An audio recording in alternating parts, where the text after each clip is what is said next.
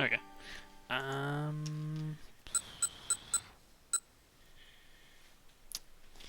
So just gonna start this off with some casual ending hunting. Um, hey, oh yeah, that's weird. You shouldn't click random links, like, on, especially on Twitch. Like that's how spammers get you. Surely it shouldn't be too hard to find my missing bad endings here. There are so few possibilities.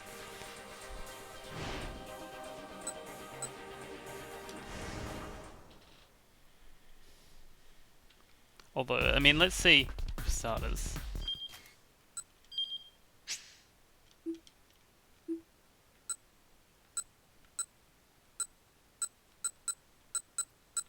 Okay, so I'm literally only missing ending 2, which is on Kano's side. Which means this is probably not going to be it because it's way too late in the thing. So, let's pretend I remember the context of this whole conversation. Let's just get out of here. The would-be assassin was getting back to his feet. Archie grabbed the girl by the hand. Run! Without so much as a backward glance, he led her beneath the railway overpass for the Yamanote line.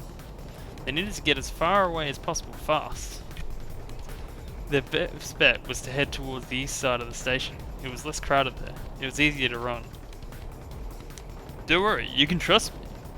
Dragging the hesitant girl behind him, he took her through the crowd. Suddenly it dawned on him that he still had the trash bag in his other hand. You know, this thing's gonna be a real pain in my ass.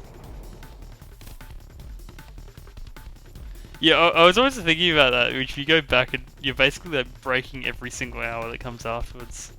Even though, like, I mean, what is it? Osawa's timeline and Tama's timeline don't really interact with Archie for a while. Archie paused just long enough to toss the trash into a garbage bin as they passed by a park, then took off again. Someone shouted from behind, "Stop right there!" Archie looked back in alarm to see a stranger charging after them. It was one of the guys from the crowd who'd run after the attaché case snatcher. You gotta be kidding me. Now he's chasing us. Whoever he was young and fit and gaining fast. Right? Realizing the girl could never outrun this guy, Archie stopped abruptly. Shielding her behind him, he turned to face the stranger. I know you. What? Why did you run off? Because you were chasing us. The other fellow eyed Archie skeptically. Maybe he was a buddy of the man with the cane. Keeping his guard up, Archie began to back away. Look, just let the girl go. The guy was acting like he knew her. Archie glanced back, but the girl only shook her head, wide-eyed. The other man's posture shifted, preparing to lunge, but as Archie braced himself for a scuffle, something came crashing down upon the stranger's head. Gah! His eyes wobbled and spun their sockets, and he collapsed in a heap on the ground. And there, standing behind him, was the girl he'd helped out earlier, the one he'd saved from the hustlers. I forgot about her. Hey, you're that girl from this morning. Are you okay? Next to the fallen pursuer's form was a rather thick book. She nodded towards it. He looked dangerous, so I just threw that at him.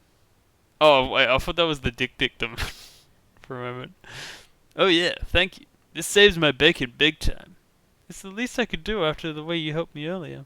Sure thing. You should probably get out of here before that guy comes too. Like you said, he's probably dangerous. Right. Archie scooped up the heavy book and handed it to the girl, who promptly left the scene. Now we better get out of here.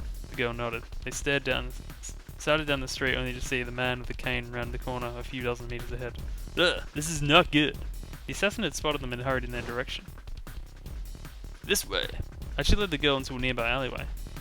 But this way's a dead end, the girl said breathlessly. Like I said, just trust me.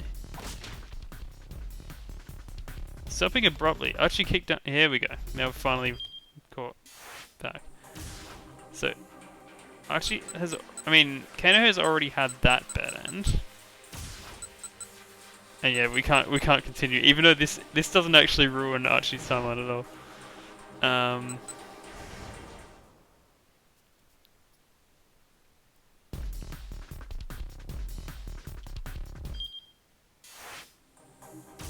Okay, now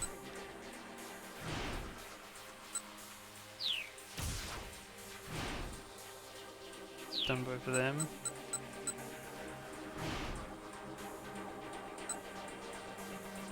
Haven't done both of these? Wait a minute. There's so few choices. I'm getting rattled. I'll just do this one though.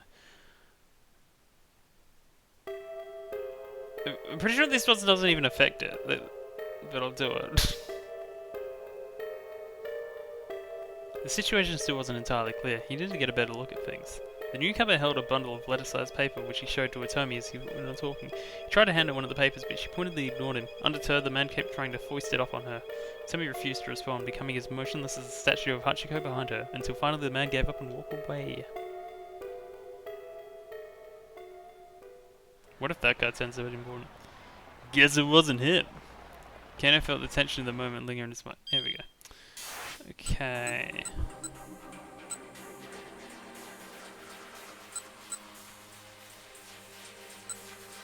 Wait a minute. So, Archie's first choice, we've already done both of these, but I just need to check also.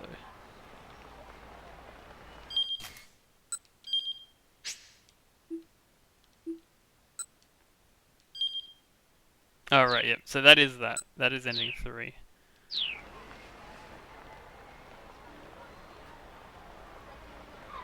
What did I have chosen before? B. So we'll change it to A.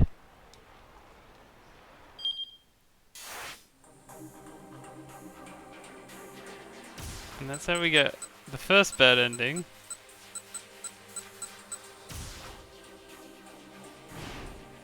So that's no good.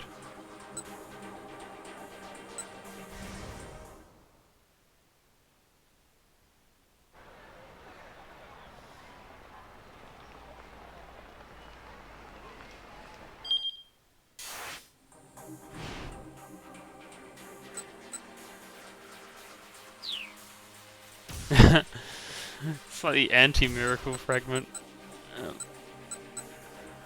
I feel dumb because there are no other options.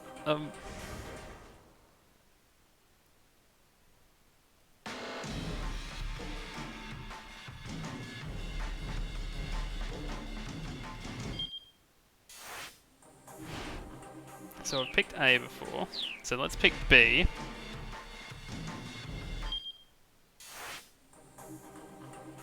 Wait, I haven't done this bit? Because his instructions have been clear. Let the other officers chase after the guy. Kano doesn't. Wait a minute. Because Archie's doing something else, he's not going to get the book situation.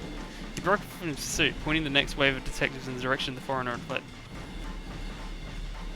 Kano had almost gotten close enough to get a good look at the guy's face. But if Kuze ordered him to let the guy go, well, his boss should know what he was doing. The perp was someone else's problem now. But is this like just the he gets shot timeline, or I guess I'll find out. Kano headed back to the scramble and looked up his post again. Hitomi was still standing at the handoff point, staring worriedly in the direction that the suspect had fled. No doubt she was wondering why, all of a sudden, the police had decided to let the guy go. Kano jogged over to Hitomi, but before he could reassure her... Yeah! A sudden blow from behind sent him sprawling to the ground. Kano's mind flooded with rage. He scrambled back to his feet. What the hell? He spun around to find himself grappling a belligerent young man. Where the hell is your problem? Kano snapped. What the hell is your problem? The stranger shot back. Let go of me. You let go of me first. After you let go of me, sure. You first, pal. Don't you call me pal, man. Don't call me pal, man, pal. I'm not your buddy, guy. The crowd began to stare. Not good. Here he was causing a scene in public, blowing his cover in the middle of an important case. This was neither the time nor the place for some dumb random quarrel. Even as he came to his senses, Kano felt the strength ebb from the stranger's grip. He pushed the man away and quickly turned back towards his homie. She just left in embarrassment, I'm sure. She was gone. He scanned the area for any sign of her, but she vanished without a trace. Kuze's mobile command center had also disappeared. What did they miss?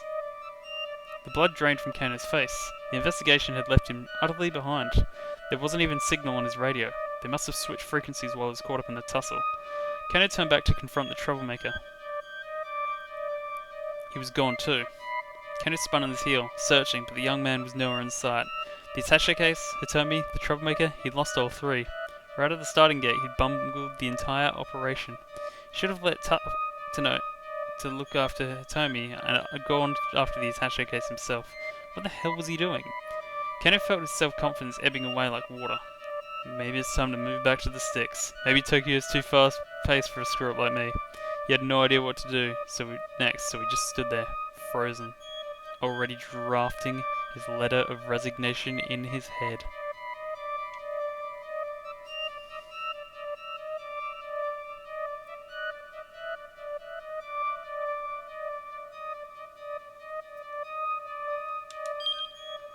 Kano lost sight of Tomi because of his scuffle with Archie Endo. If he had chased after the thief who took the attaché case, this probably wouldn't have happened. Go back to Kano's 1030 times back and try making a different choice. Yeah, he's got an achievement.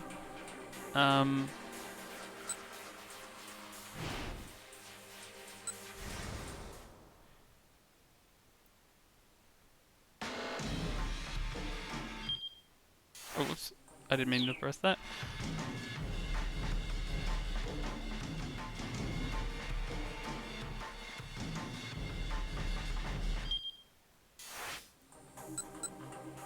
Alright. Actually, I'll go back as well. How many did I miss in part 2?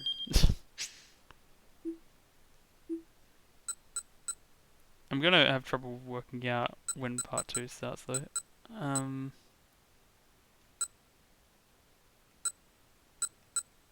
8, 9, 10, 11, 13, 15, 16. Okay, I'm missing a couple. I won't worry about it now. I'll just carry on and do it another time maybe.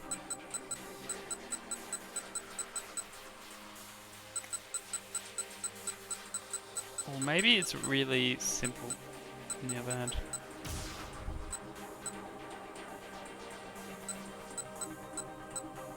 Anyway.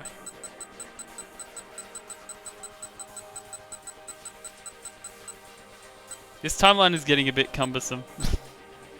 I need to learn how to speedrun it by going down the fastest routes. I think...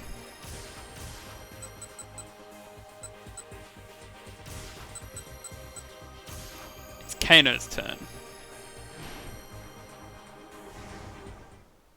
Or Kanan's.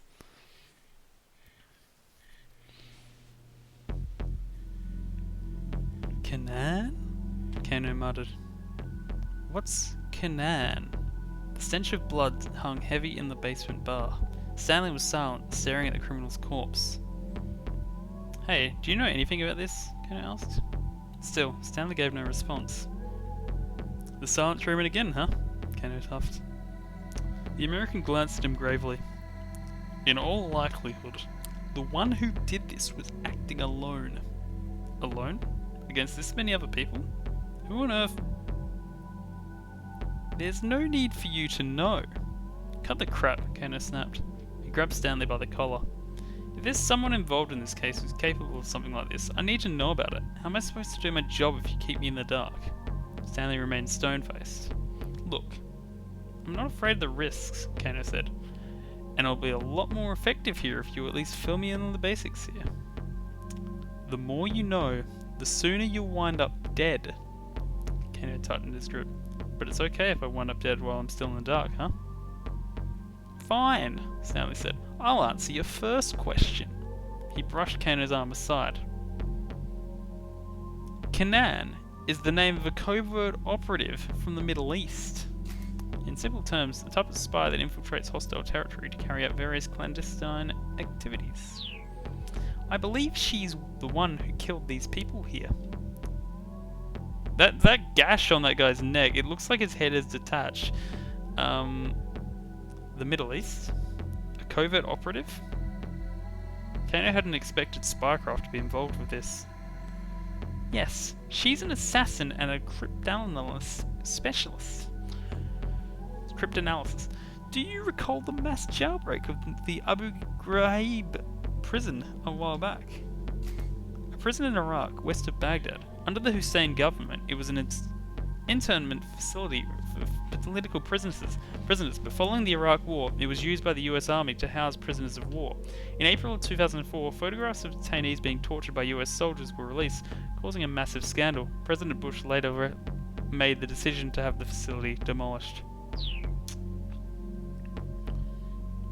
Kanan was the one who provided the intel for the escapees to get out. It feels weird. Wait. Oh, maybe it's not. No, don't worry. I was thinking, like, are they just inserting a fictional character in a real life event? Kenan was a loss for words. The case was suddenly starting to seem a whole lot more sinister. Whoever this Kanan was, she had apparently killed nearly a dozen people with only a knife, and she was clearly no one to be trifled with. Just what kind of individual were they dealing with here? He could scarcely imagine. Once again, Kano surveyed the crime scene. Each of the murdered criminals had had his throat slit. From the look of the deep, clean cuts, the killer hadn't hesitated in the slightest. Okay, so what connection does this Kanan have with the mastermind behind this kidnapping? If Kanan had killed all of the foreign syndicate members in the bar, did that mean she and the person behind the kidnapping were enemies? Or perhaps she and the kidnapper were working in concert, and she'd carry out those slayings as part of some plan to get rid of some loose ends. That's what I was thinking. I believe I said I'd answer one question. Turning away, Stanley picked up a file from atop a nearby table. Apparently he wasn't in the sharing mood. Realizing that further questions would be pointless, Kano peered sidelong at the file as Stanley opened it. Inside was a detailed map of Shibuya. There were various routes marked with arrows and times. I mean, it looks like the route for where they took the suitcase. That's the plan for the ransom relay. Kenan was so excited he blurted his thoughts out loud. It also appeared the ultimate goal for the ransom was a condominium, perhaps one owned by Tanaka. The address and the time, 1420, nice, were written in red ink. It looks like it says just 405 to me, but... oh, yeah, 1420, yeah. Kenan put an immediate call to the investigation task force to relay this information. The final destination is Ground Hill number 405 in Hiru 534 Shibuya. Alright, because they told him, we'll look into who owns the condo in question. You and Stanley, head over there now. I'm sending back up to go in with you. You have authorization to apprehend the suspect. Finally hearing the order he'd so long been waiting for, Kano felt a spark of determination flare inside him. Alright, let's go, he said, some of his excitement slipping into his voice. Stanley, still solemn, closed the file and followed him out of the bar.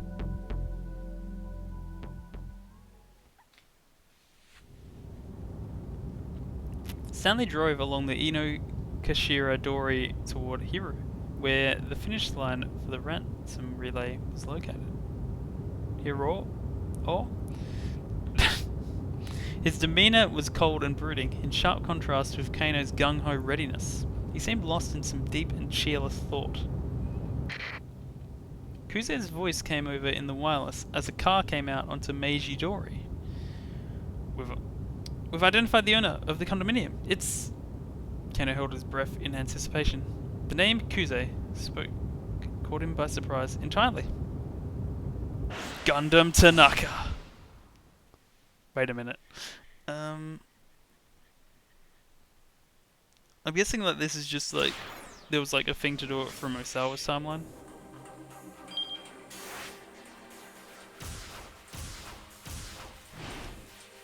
Yeah. But for now, let's keep that bombshell hidden and go to Archie and his identical chapter name. You must be Hitomi. Oh, sorry. You must be Hitomi. The girl Cold Kanan spoke fairly fluent Japanese. Hitomi nodded in response. Yes, that's me. And you're Kanan, right? How did you know my name? Did Maria tell you? Yes. She told me about this amazing girl from overseas she made friends with. Hey, this is passing the Bechdel test? Or whatever it is. A thin smile crossed Kanan's lips at the word amazing. Then her look grew sad. Poor Maria. It's my fault that she was abducted. What? Archie and Hitomi gasped in unison. That's why I have to rescue her, Kanan added. Hold on a second, Hitomi said. What do you mean it's your fault? Kanan replied by jerking her chin in the direction of the main road. Better head that way, she said softly. Someone's coming. But Hitomi didn't back down. Please tell me, why was my sister kidnapped? Several sets of footsteps echoed down the alley. Just a moment. I thought that was Archie's face, but now I think it's Kanan's. Several sets of footsteps echoed down the alley. They could see figures approaching by now. By the looks of them, accomplices of the man Kanan had taken down earlier. You two get out of here, she warned. I'll handle this. She stepped in front of Archie and Hitomi, moving with such confidence that they didn't doubt that she could handle the threat. Come to the Geigo building at 3 o'clock, she added quietly, never taking her eyes off of the advancing syndicate members. Huh? Hitomi squeaked. I'll explain everything then. The criminals broke into a run. Come on, Hitomi, let's go! Archie hissed. He took her by the hand and bolted from the alleyway.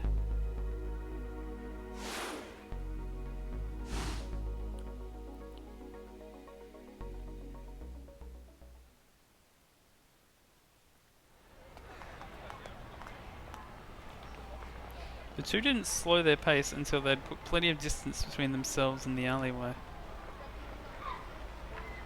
Kanan said this was her fault. What could she have meant by that? The hard run hadn't made Hitomi forget the other girl's startling suggestion. Well, she said she'll meet up with us again later, Archie said. We can ask her more about it then. In the meantime, an ache in his belly had made Archie realize he'd been running all day and hadn't eaten since this morning. Yes, it's Archie's turn to be hungry. People on a diet need to be careful about skipping meals. Going too long without proper nourishment can cause the body to store up its energy reserves, leading to weight gain instead of loss. Proper eating habits and proper exercise are key.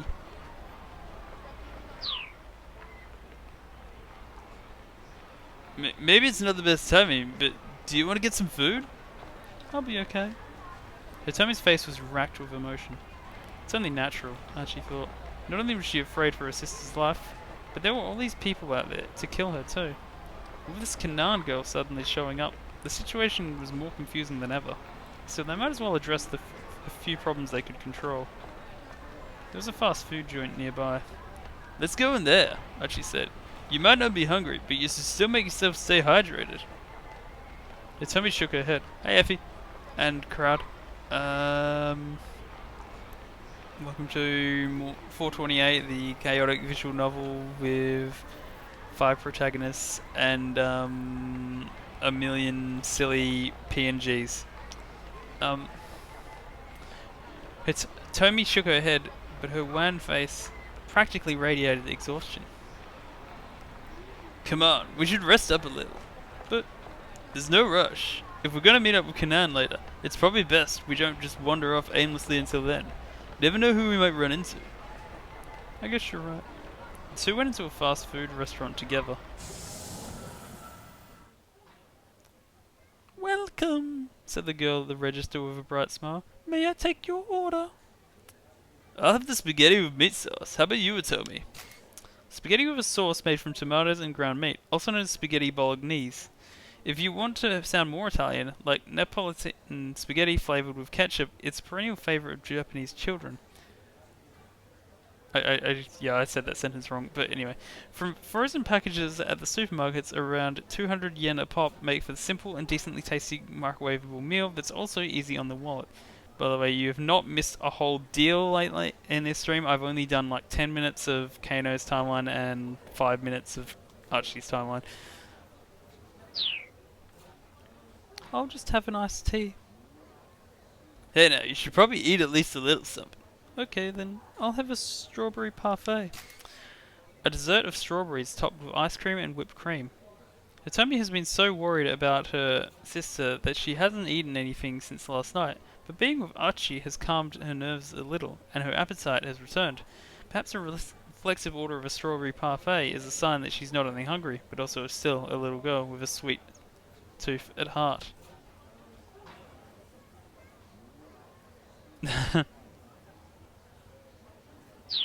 I've never had a parfait, despite how much Donkey from Shrek makes it sound amazing. She sounded a little embarrassed to be ordering a dessert. So yeah, said Archie, 1 spaghetti and meat sauce, and a strawberry parfait, please. Coming right up. The cashier promptly assembled their meal and set it out on a tray. We've got a special contest going on right now, she said. Please check on it if you're interested. The girl handed Archie a flyer. Wait, what does it say? Great stomach. Great stomach. I ain't stomach eating contest. Eat 1,000 scoops of ice cream and win 10 million yen. Now let's read the English trends. Oh, wait, it says the same thing. I must be good at reading Japanese. A competitive eating event held by this establishment backed by Sun TV, the competition has been shared with the entire country over the internet. Many contestants have entered for a shot at the 10 million yen prize, but so far no one has been able to complete the eating challenge.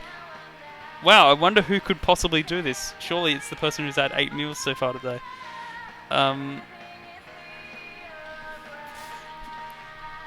Due to the large number of competitors who suffer from gastrointestinal distress as a result of their efforts, roughly 30 portable toilets have been set up outside the restaurant.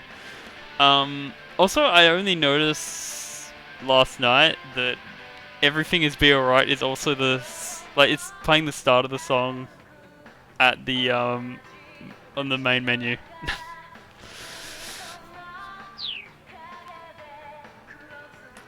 Wait. Ice cream 1,000... Oh, shit, I don't know that kanji. What the heck? Archie stared at the flyer as he took a seat at an open table. 1,000 scoops? That's impossible.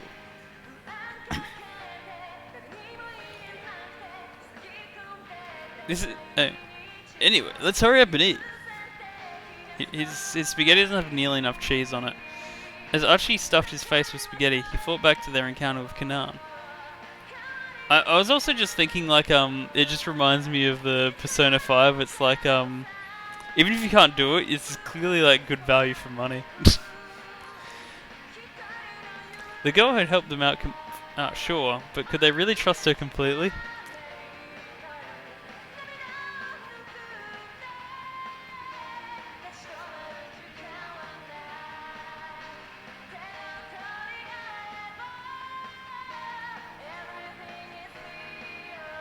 Yep.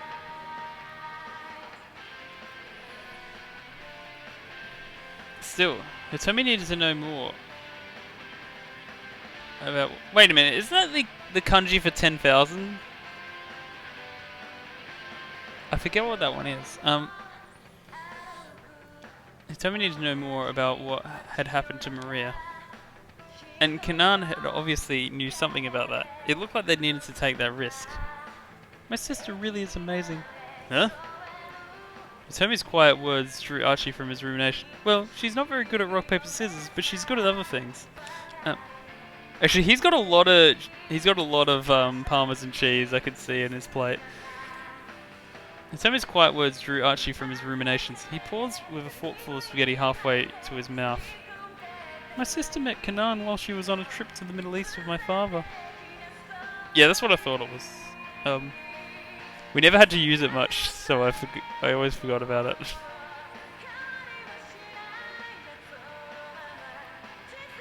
But think about it. This is a plate he's already been like fostering. So like there could have been more cheese.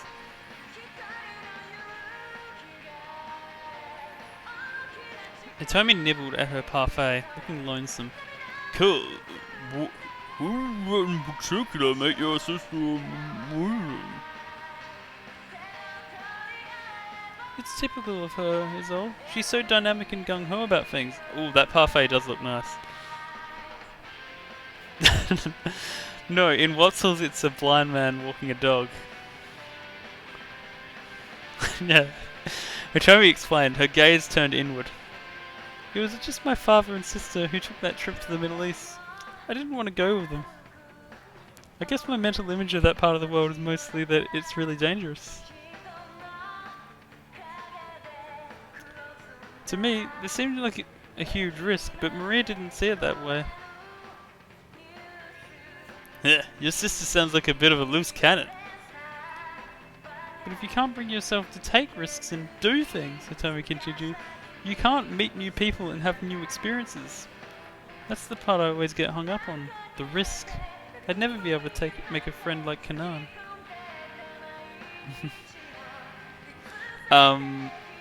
Also, I was just gonna say before, like I nearly put Maria in like the character ranking chart, like thing I tweeted, but then I thought, you know, I don't know anything enough about Maria, so I'll just leave her out of this. Archie's mind wandered as he listened to Hitomi talk.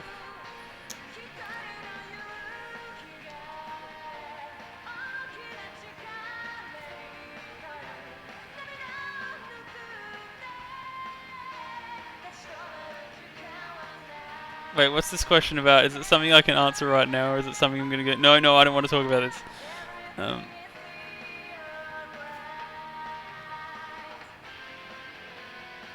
ASMR.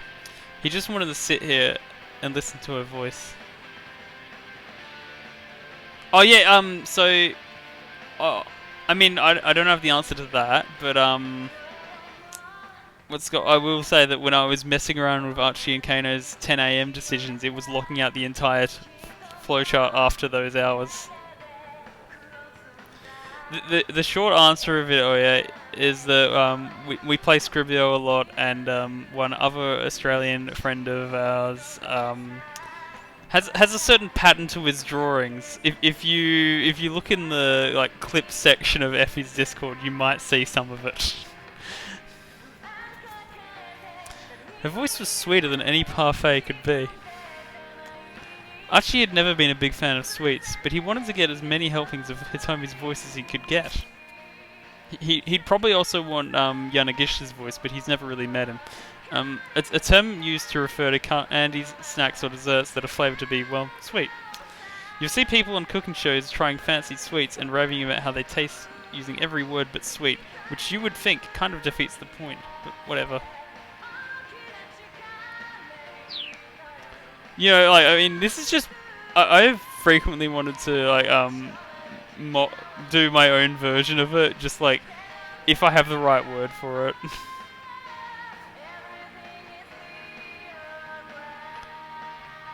No matter how trivial. If she said it, he wanted to hear it.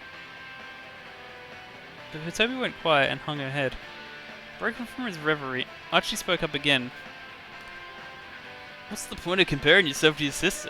But also I'll probably like maybe next stream or who knows, maybe today if I feel like it. I'll probably like go and mess around with the 11 AM options and then I'll find the answer myself, and I could answer that. You're your own person, Hitomi. Professor Palmer said the same thing. Actually didn't recognize the name. Oh, sorry.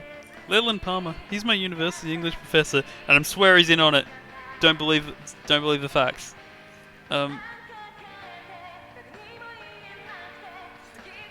He's given me advice on a whole bunch of things. It sounded rather intimate. That plastic statue there is enjoying that plastic ice cream. All sorts of warring images shot through Archie's mind because he's thirsty as hell. So, how old is this teacher of yours? Huh? Around 40 or so, I guess? Great, Archie thought to himself. Another middle-aged guy.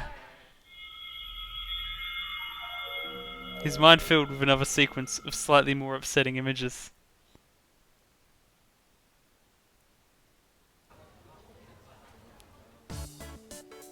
Oh, hey! Ain't that Hitomi Osawa? Oh wow, you're right, it totally is! A college-age couple sitting behind them were talking in hushed, excited tones.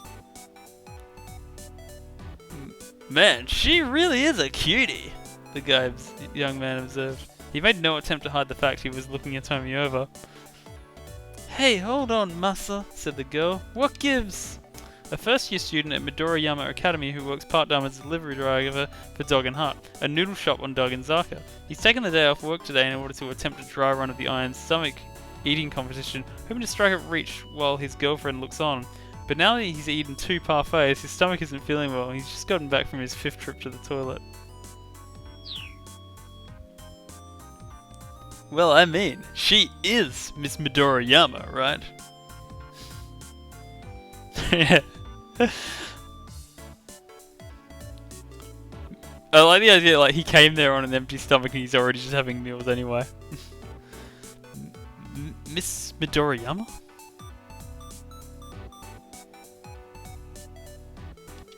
I just turned to the couple. Hey, did you just say she's Miss Midoriyama? The couple stared at him in surprise, but Archie was undeterred. What you were saying just now, is that true? The man's face twisted up in embarrassment. Yeah, I mean, that girl you're with, she won a beauty contest at Midoriyama Academy, you know? If she won second prize, she would have got $10. I just got a little excited, that's all. Archie turned back to Hitomi. Is that so? He asked, peering intently at her face. Now he's checking her out. Well, yes.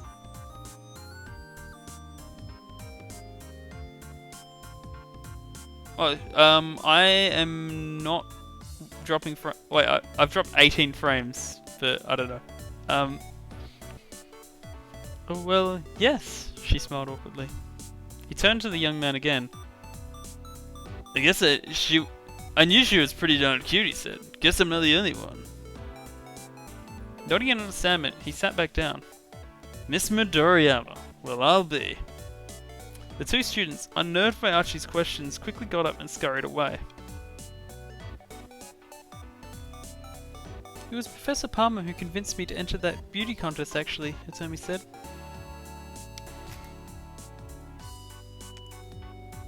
Quick, Effie, go back in time and tell me to, predict that St Kilda will beat Brisbane in round 7 in the 2004 AFL season. The Miss Midoriyama contest at Midoriyama Academy is considered one of the top student beauty pageants in Japan. Pin-up shots of both Hitomi and Maria have already graced the pages of several magazines. Intelligent agencies have also made attempts to scout them, but both girls declined, considering they were both being kidnapped at the time, claiming they had entered the contest just for the memories and they have no interest in show business.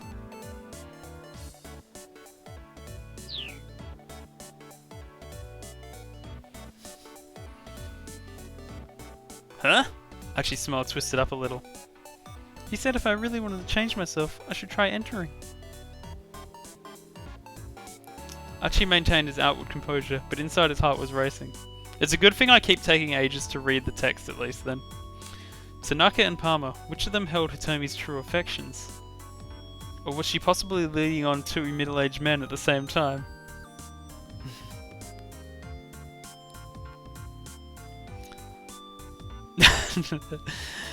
Effie, you should stream this game from start to finish blind. It'd be great stream content. You'd be set for years. The more he thought about it, the worse his delusions became. Okay, you should stream Umineko then. All 8 chapters. What actually happened? No wait, what actually happened though is my sister and I both won the forest. Hitomi's words snapped him out of his funk. She sounded disappointed. Huh? They gave out a double prize? Turns out my sister had entered the competition too.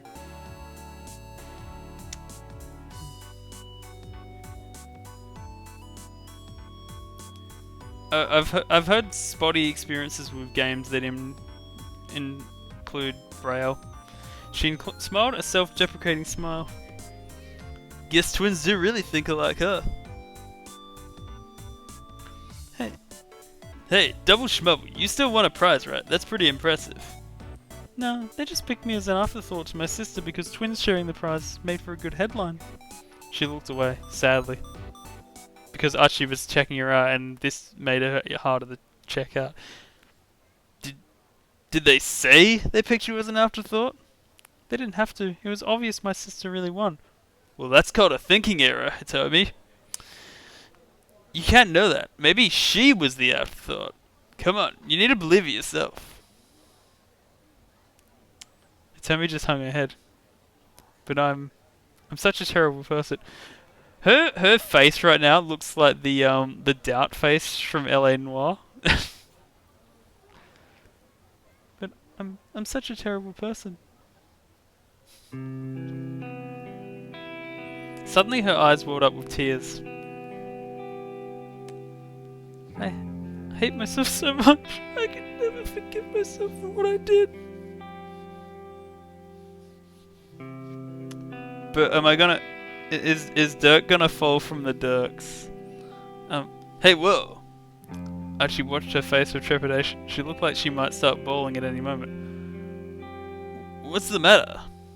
The night my sister was kidnapped, I was supposed to go to a college party with her. But then all of a sudden, she told me not to go. I kept asking her why not, but she just kept insisting I couldn't. Tommy's face was bleak with regret. We both got mad and I wound up blowing up at her.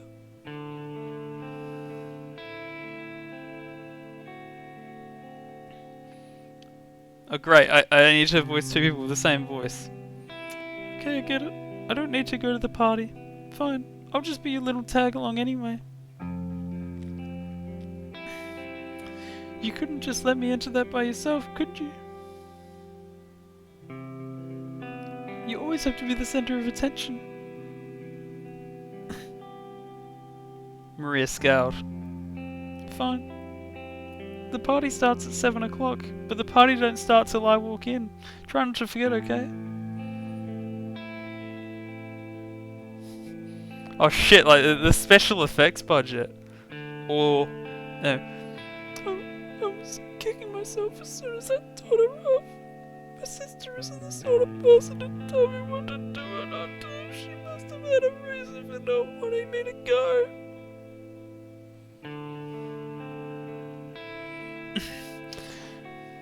I was planning on apologizing to her after the party. But then she was abducted, right? Archie polished off the last of his spaghetti. He set down his fork, then wiped his mouth. I'm not going higher, I'm going like sadder. I'm not intentionally like... I'll try, but it's not gonna work. Hitomi, I get why you tried so hard to save your sister, he said. And maybe I'm not as tough as that Kanan girl, but I'll stick with you to the end if you let me. He tried his best to convey an optimism he didn't really feel. And once we've found her, and she's safe and sound, you can tell her you're sorry about what you said.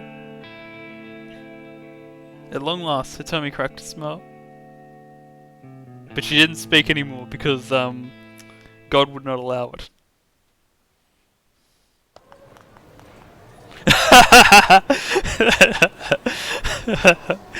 Spot on waiting.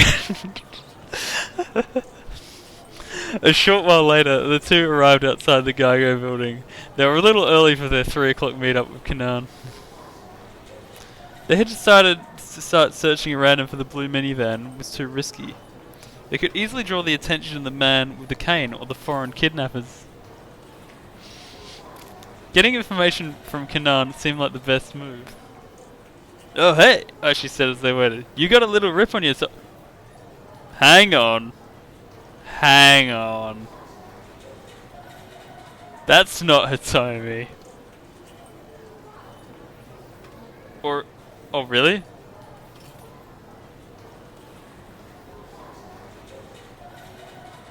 Wait a minute. How many bananas? How many bananas are you? Hitomi glanced at her shoulder and saw the tear in her fabric. Oh, you're right. I wonder when did that happen? I wonder. Must have snagged on something while we were running, I guess.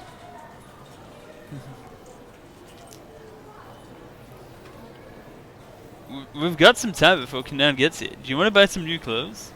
Huh? You sure that's a good idea? We'll stick out if we just stand around here waiting. May as well head inside until it's time. Since many celebrities did their shopping at Geigo, there were back entrances for times when the place was crowded. Everyone who frequented the old shopping district knew about them, including Archie and Hitomi. In a pinch, one of those back entrances could be an escape route. With this in mind, the two headed inside. You just need to create like a sort of system where you can access it with your mobile phone. Some sort of like phone wave, but that's not a great name, so like name subject to change.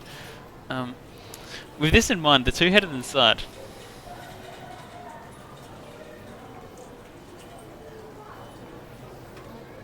Shibuya Geigo was an entertainment complex featuring a video arcade and fashion shops. Prikura. I don't know what that means. Prikura. Hulikura.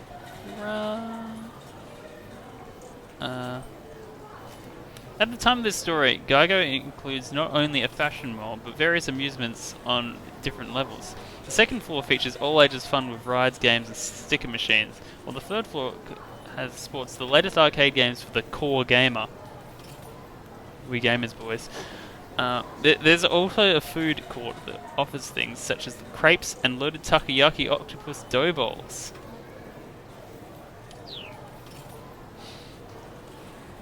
The ground floor and two basement levels of the building were designed as an amusement area outfitted with a ski ball, claw cranes, fighting games, and the like. The second floor held a mix of photo booths and ladies' wear shops.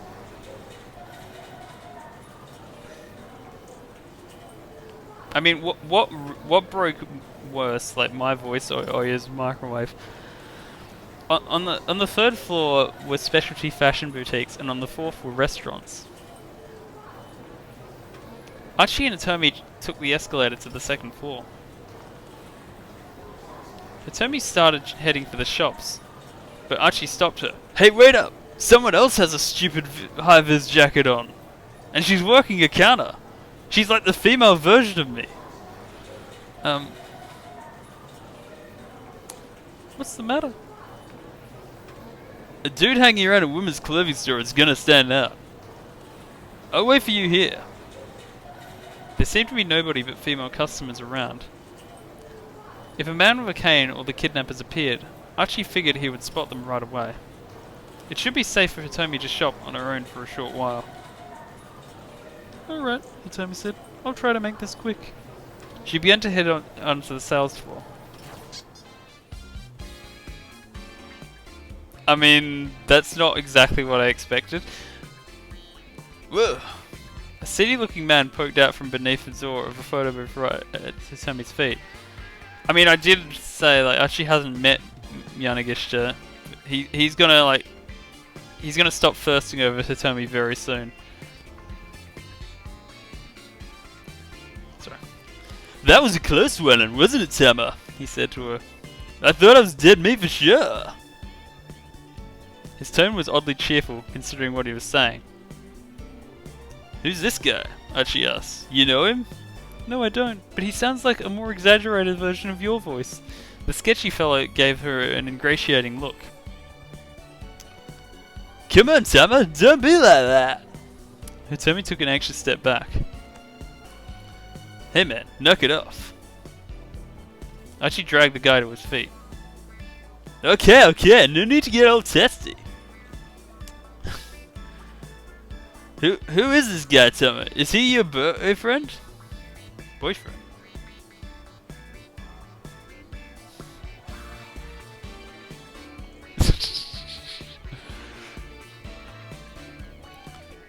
is what he was about to say.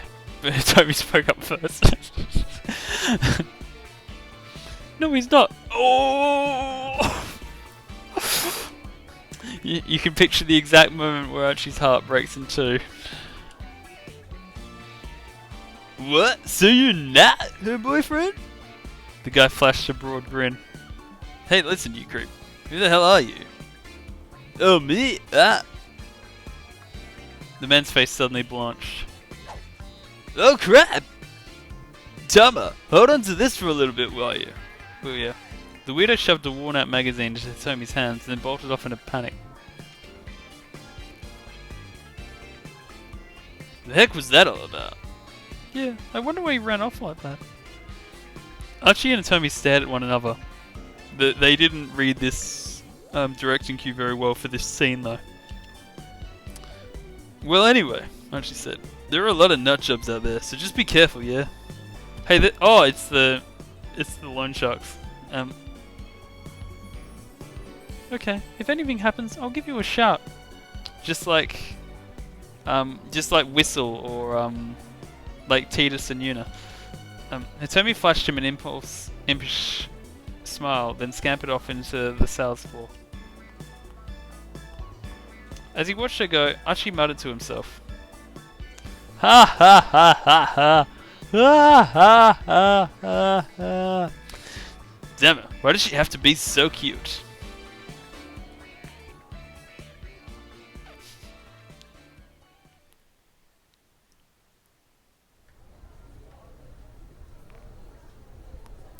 "5 minutes or more passed as Archie waited for Hitomi. He stood by the escalator almost as if he were keeping guard. Female shoppers began giving him icy stares for being somewhere he probably shouldn't. He's just a guy who has to shop with his girlfriend, except it's not actually his girlfriend, but they don't know that, or maybe they do if they were over listening to that conversation. They're totally putting this on TikTok or whatever. This sucks. Come on, Hitomi. Hurry up and get back here." The longer he waited, the more uncomfortable he felt. How long was she going to take? Then he happened to turn around and see Hitomi riding the escalator up. Hang on a moment. It looked like she indeed bought some new clothes. Hey, Hitomi! She didn't seem to hear him.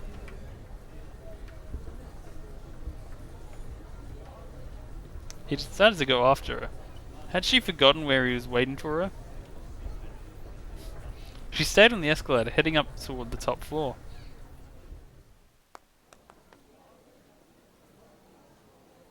Actually, now that I think about it, literally, oh, no. So 3 of the 5 playable characters are in this building right now. Archie followed her, but by the time he reached the top, she was out of sight. This was the restaurant floor, so it was more open than other levels. A floor is designated solely for eateries. Typically, this is the topmost floor of a mall building like Geigo. Those who head up here during morning hours will likely find the place deserted. Geigo's restaurant floor features a variety of different cuisines, including Chinese, Italian, creative, Japanese food, sushi, tempura, and other delicacies from around the world. Twins, Basil. Twins. He hurriedly began to look around. As he wandered, he bumped into a man talking on his cell phone. Sorry, my bad. Archie held up a hand in apology, but the man was too engrossed in the conversation to notice. I was actually gonna message you about that last night because I was just thinking about it. Twins in 428, twins in redacted series. You know which one I mean.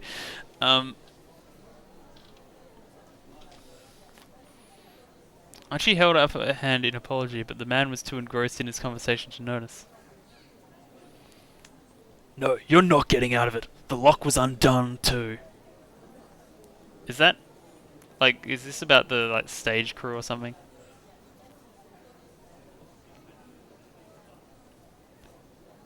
That's a fun euphemism for a parfait waiting, by the way. The man startled Archie by suddenly shouting into his phone. You need to consider the risks of getting out. Okay, he's talking about diseases, maybe?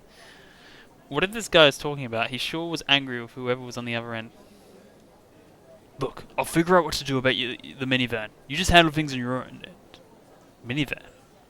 Archie's interest is piqued. but he needed to find Hitomi before he let anything distract him. Don't worry, it's just the gardener's minivan. As he scoured the 4th floor, he came across a Chinese buffet and noticed the large windows of its outer walls. Baking.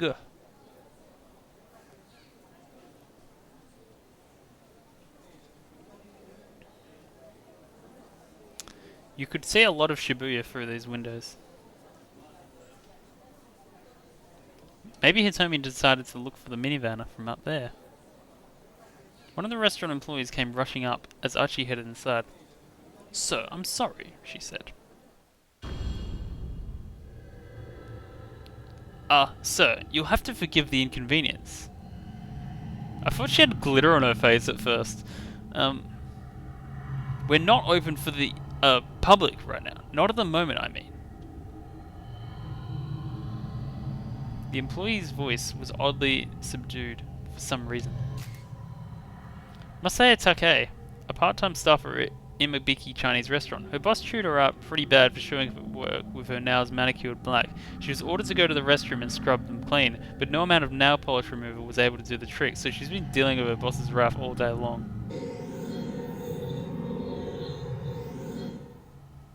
Some monk-ass, like, video. "Why not?" she asked. "Well, you see, one of our other customers ate all our food." Damn, who could that be? "They ate all of it?"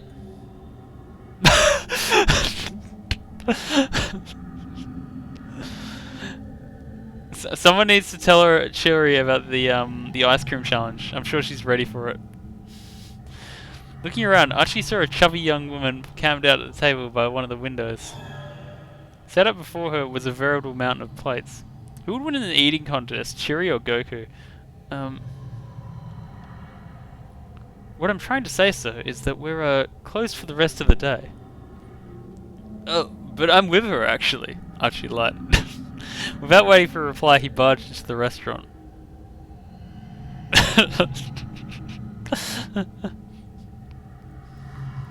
He took a quick look around, but there was no sign of Hitomi. Before leaving, though, he figured he'd at least take a look out the windows. The huge glass panes looked out onto Dogenzaka. He had a decent view of the roads, but he didn't spot a blue minivan. I have not dropped any frames since then, by the way. Archie dropped his gaze to the sidewalk outside the building. They look like the case guys. Remember, like, one of them had hair like that, then there was a black guy, and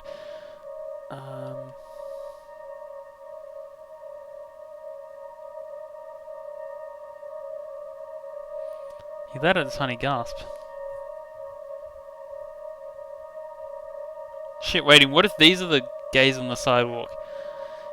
Even from the 4 stories up, there was no mistaking what he saw. A group of black-clad foreign men had gathered outside the building. Had they figured out that he and Hitomi were inside? He needed to find her, and fast. He raced out of the building, alert for trouble, and make it double.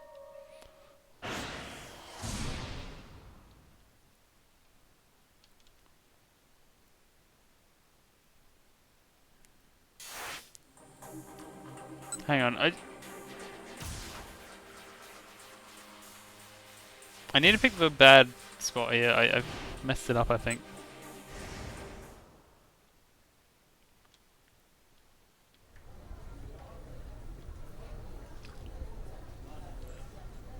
He decided to shout a bit louder. "Hey, come on, wait up!" Hitomi stole a quick look back at him. "Where are you going?" he called. "It's not safe for us to get too separated." Here we go. Yet still, she continued her flight toward the upper floors. Did she not realize it was him or something? Archie hurried in pursuit.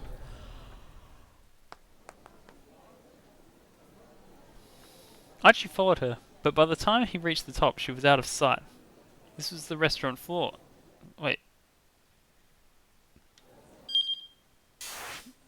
Sorry, wait, no, it's because I changed her route that she doesn't get found by him?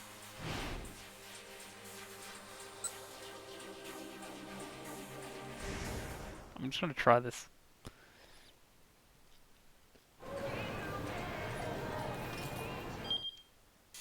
I need to stop pressing the wrong button.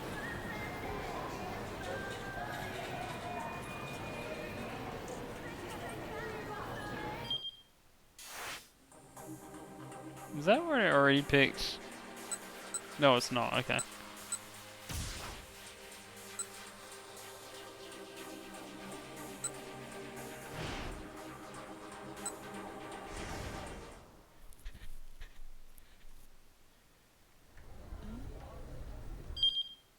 I did it again.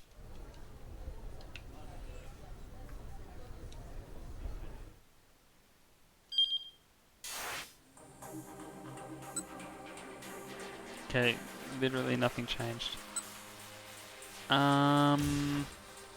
Wait, Maria's has changed. But it's just gonna be like, or what she's, like it says about him.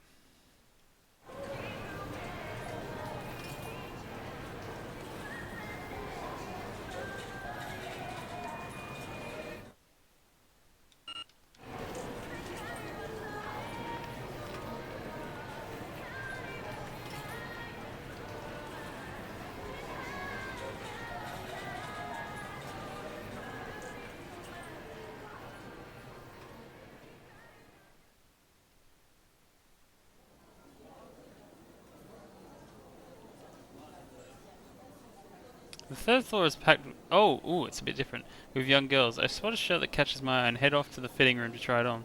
There I realize there's something in my pocket. Something I must have been carrying around for a while. It's a photo. Is that Stanley? A photo of a white man. It is Stanley. Who's this guy? I can't quite tell if I recognize him or not. This man. Could we not with the glitch? Huh? Dangerous. I hear someone's voice inside my head.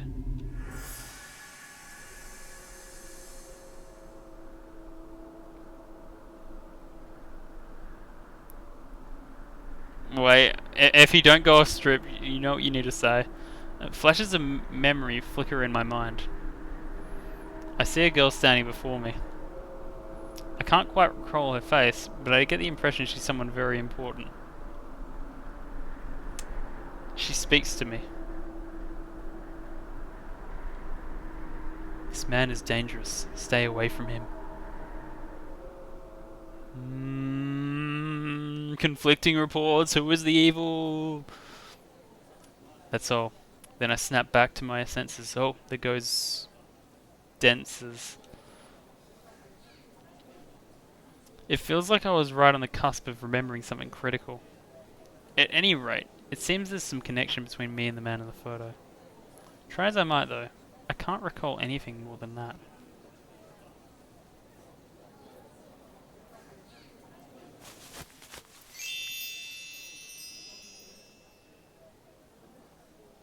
I try the shirt I picked out. Yeah, that looks good. I decide to buy it and have the store toss out my torn sweater for me.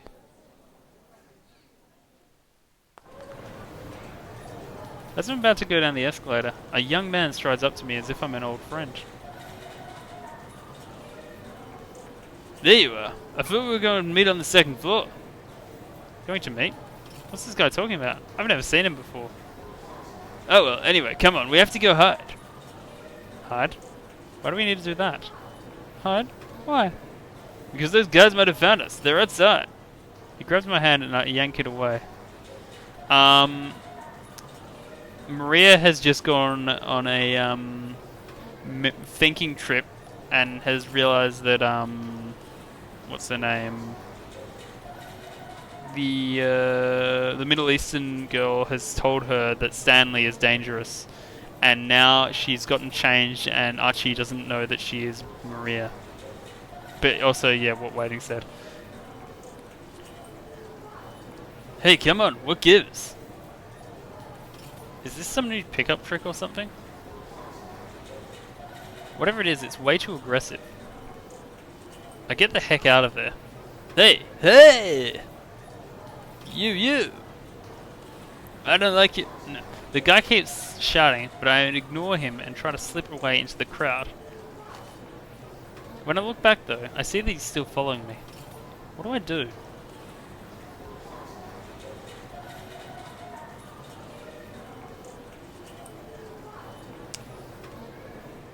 For now, maybe I should head to another floor. I hurry toward the bank of elevators.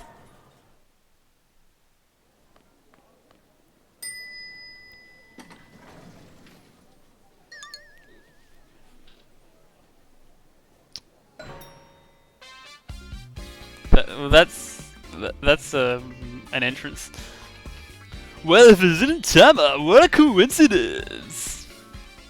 It's Yanagishi again. I try to walk on by like I don't notice him, but it's already too late. Hey, where'd your boyfriend go? Boyfriend?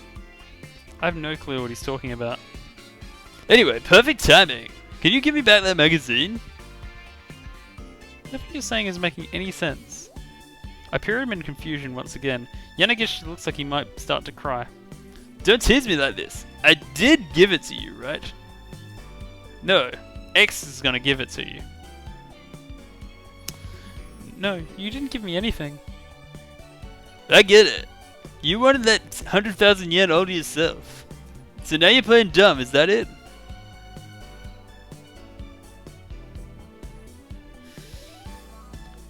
No, I honestly have no idea what this is all about. But now he's all worked up and getting red in the face.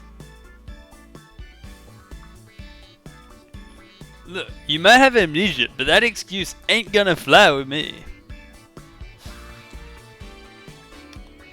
The amnesia has nothing to do with it. He doesn't seem to want to believe me, no matter what I say. Come on, hurry up and just give it back. Otherwise I'm gonna just start bawling it real loud. And I don't know how to do a high version of this voice. He's gonna cry, seriously? This guy's a real piece of work. Well, what's it gonna be? You're gonna make a grown man cry? You make a grown man cry. It would certainly be pretty embarrassing if he starts sobbing now.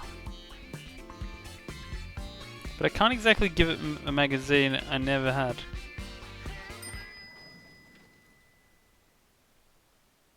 The elevator door was open. I was thinking, wait, oh no, never mind. Well, if it isn't our little entrepreneur, we've been looking for you. It's the two thugs from before, and there's no avoiding him this time. Asuo Azu and his underling Yutaro Segawa. Members of the Tenryugumi Yakuza syndicate. Ozu is quite frightening when angry. His nickname is Ozu the Ogre, but despite his strong emotions, he's very logic-driven, and despite his name, he does not contain layers. Segawa is the archetypical punk who likes to get into scuffles, but he's a really good cook. Yeps!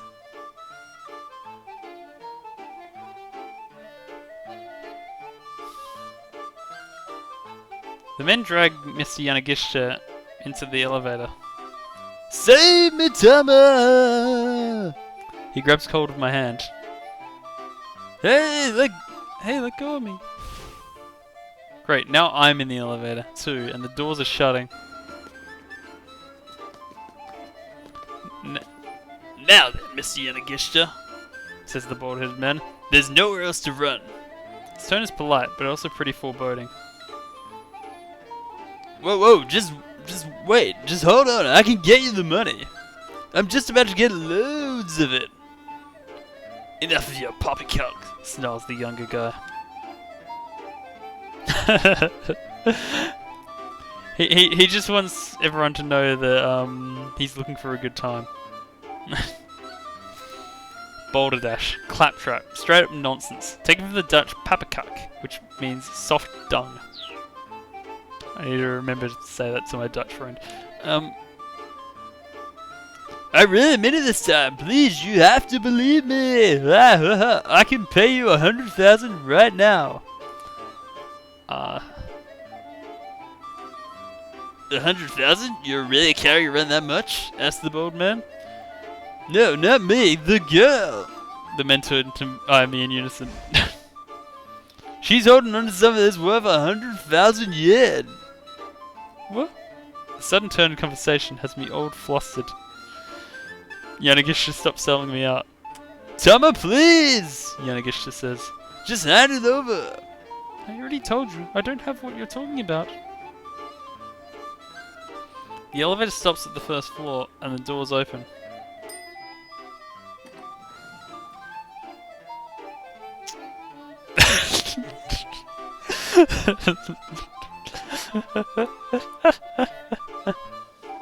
Oh! Standing on the other side of the door is the guy I ran into earlier, Hannah's father.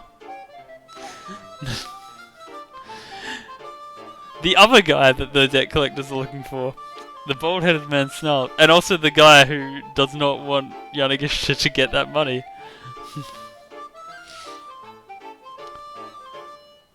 Toyama!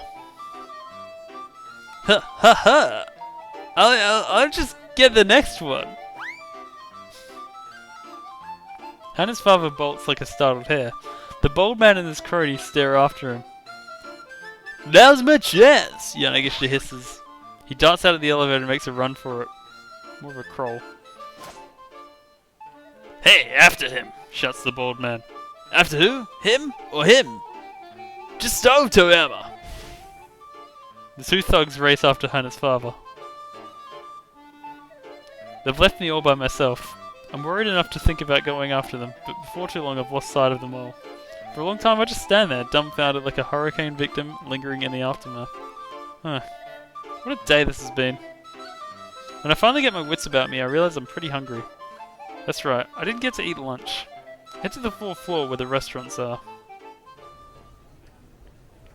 Since I really don't want to run into Yanagishi and those other guys again, I decided to take the escalator. As I'm running up, I hear a commotion coming from a floor below. It's a man's voice shouting angrily. Who could it... I'm gonna guess it's Minoru Kawa. Out of my way, come on! I pay the outburst no heed and get the escalator to the top.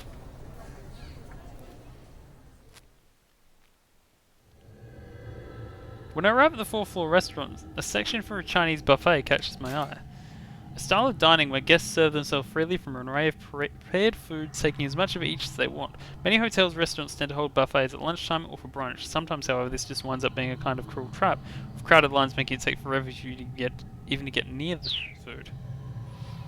Imabiki Chinese restaurant. The name means something along the lines of fire of morning. I guess fire is important for cooking, but it's kind of an unsettling thing to call an eatery. Oh well, I guess the name doesn't really matter. I'm in the mood to straight up devour some Chinese food. I like Chinese food. When I go to enter though, I'm stopped by one of the employees. Oh, sorry miss. I'm afraid we're not accepting any more, customers. I mean, we're not really open. Not just now. She sounds a little bewildered by her own words. Why not? Well, you see, one of our other customers ate all of our food. Someone ate an entire restaurant out of food? Is that even possible? What I'm trying to say, miss, is that we're, closed for the day. Go figure. Looks like Mr. Yanagishi's bad luck has rubbed off on me. I guess I'll have to look for another restaurant to... Hold up. Who's that kid? Lying idly across the seats in the young waiting area in front of the restaurant is the waiting young girl. Is the girl that dismal looking fellow has been... Is this the girl the dismal looking fellow has been searching for? She looks so sad, it makes my heart ache. She looks so sad lying there. I can't just leave her here alone. Excuse me, is your name Hannah? She looks wary at the question. Your father's been looking for you, I say. And like, I mean, to be fair, Waiting and I can speak Chinese too. Like, I mean, Dong Zhuo, Lu Bu, Cao Cao, Sun Yam, you know. My father's been, like... Hannah ignores me and just stares up at the ceiling. Hey, how about we try to find your dad together? All the important words, like, if you ever need to have a conversation in Chinese about Chinese words, I can definitely vaguely name them. That's an image. Sorry, wait, I didn't do that. Yep. I coax the girl into getting up and then I call out the restaurant staffer. Excuse me, where should I go and ask them to put an announcement on the PA system? Tsao. Dunno, maybe the first floor? The security office? Yeah. A specific few decades, to be fair, like Lu Bu dies in like 210, the Yellow Turban Rebellion's in like 1900, and Sun Quan lives until like 255-ish, something like that. It's like 80 years almost. Right, down we go. I take Hannah with me and we get on one of the elevators together. Oh, did I say 1900? I meant 190. Do you know my father? Hannah's tone is pretty brusque. Well, I don't really know him exactly. Then are you a debt collector? I laugh and shake my head. Oh, now I see what you meant about a shirt looking like a meme. It totally looks like top text, bottom text. I laugh and shake my head. Would a debt collector be wearing an outfit like this? Hannah lets out a deep sigh. So you're just kind of butting in there? Well, yeah, I guess so. I can't help but grin sheepishly. I feel like something about sad little Hannah is stirring up some of my lost memories.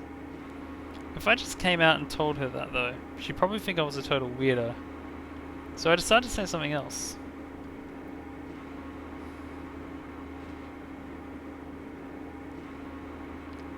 Guess I'm just the sort of person who can't ignore someone in trouble. You're weird. Hannah looks away from me.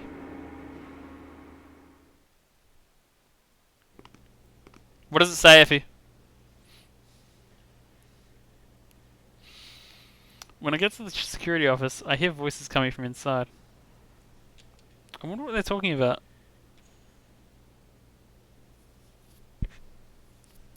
Oh, the Battle of Jiang Province, obviously. I peek in through the carriage on the door and see a man with a cane speaking to the security guard. Wait.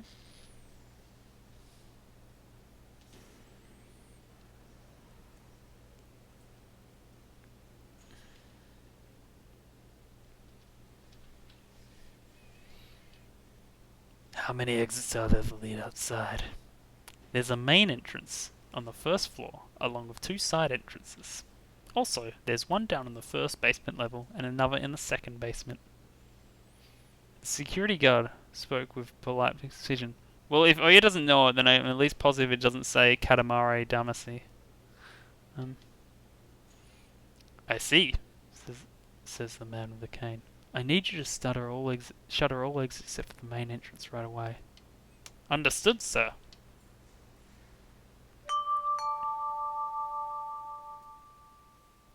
So much for Voss. I'm gonna open up a Voss shop. Attention all shoppers! The announcement comes in over the loudspeaker. Due to maintenance, all first floor entrances other than the main entrance have been closed. We apologize for the inconvenience. Customers wishing to leave, please use the main entrance on the first floor.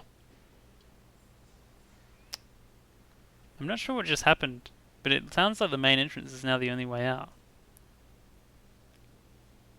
Wait, come on. Come on, I say. Let's have them make an announcement for it. Wait, who the hell is talking? But when I turn around... Oh. Right, yeah. When I turn around, Hannah is gone. She's hiding one of the boxes. Check the boxes. As someone who's been playing too much Luigi's Mansion right now, seeing a lot of boxes lying around like that is just unnerving. She must have run off while I was distracted. Well, looky here. If it ain't that little cutie again. The two thugs that were after Yanagishta came strolling toward me. Wow, you're a speedy one, says the bald man. Weren't you downstairs just now? I have gone to floor 9 in Luigi's Mansion FE, which is about halfway. Oh, maybe? And did you change your clothes too? He looks me over, seeming impressed. Hey, hold on, let me see your face. The younger man grabs me by the wrist. You know Yanagisha, yeah? Go on and give him a quick little call for us. He gives me a sharp yank. Let go of me. Can it, girlie? Just give the man a call and we're all good. I have nothing to do with that guy. Do it now. These guys aren't even listening to me. Now I'm pretty pissed off. I said, I have nothing to do with that guy.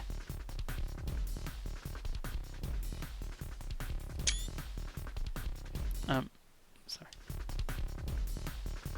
I whip my manhandled arm in a wide arc, send the young man flying into a stack of boxes. Guess he must not have been expecting that. He hits hard. The impact knocks him out cold. Whoa. Who the heck are you? The bald man asks, his eyes wide. Shut up, I tell him. You're next. Ugh. I flash a winning grin. He gathers his fallen friend and drags him away as fast as he can go. Okay, that was pretty strange. It was just like when I was fighting Miku. My body seems to know how to pull off all these moves instinctively. Am I a martial artist, maybe? Anyway, I've got to find Hannah.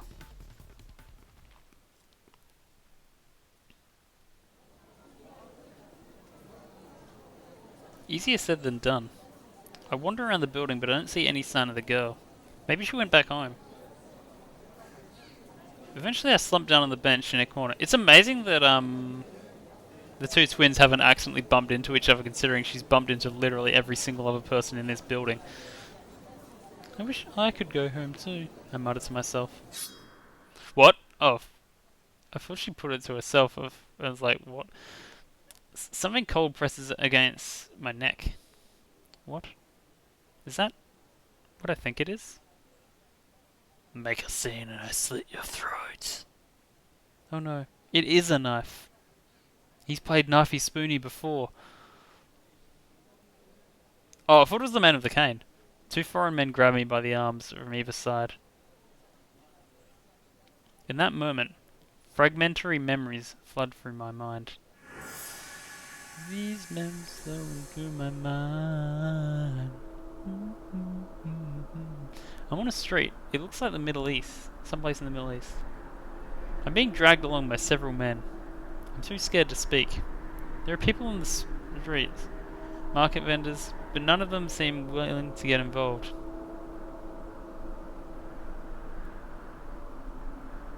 I do not tolerate mpreg in this chat. The men drag me into some back alley. Help me. Please, somebody, help me. I'm being abducted. Well, what's new? And then a dark silhouette drops down in front of me. It's the guy from Assassin's Creed.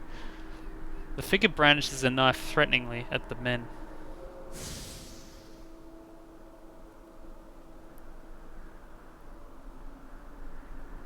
The blade moves with dazzling speed. My captors roll down in mere moments. Who is this? Who came to save me?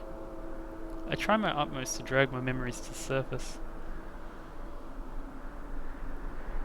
Or no, it's that guy, he's in Way. He has a similar sort of getup. Who is that guy? He's the forgettable guy. He has like a staff or something.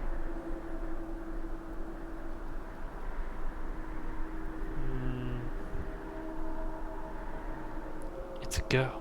That's right. I'm certain of that much. Oh yeah, it's a...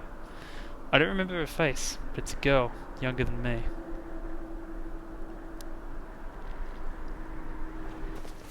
Walk faster.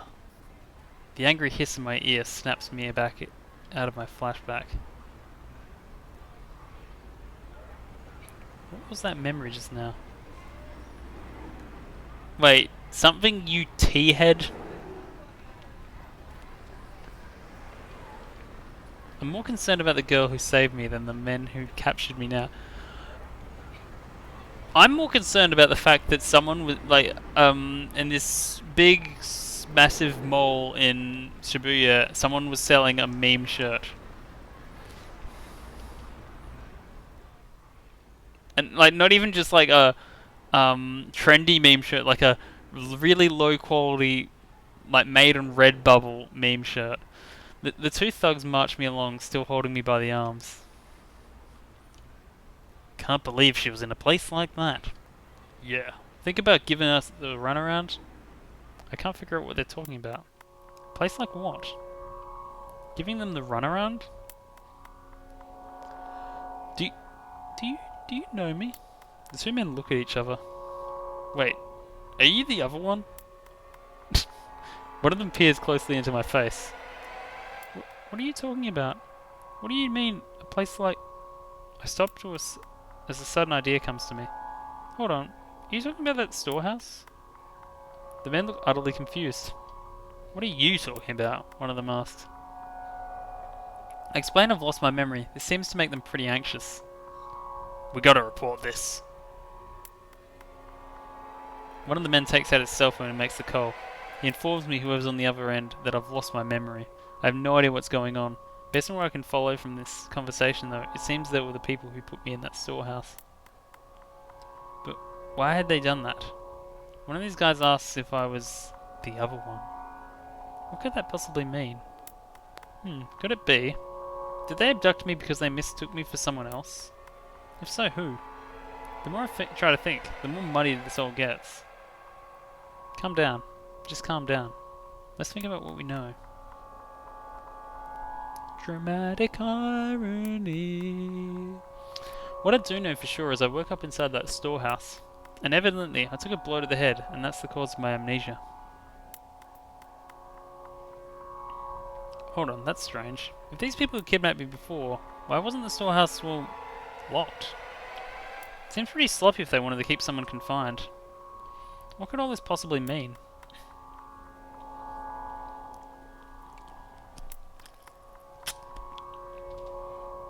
It's no use.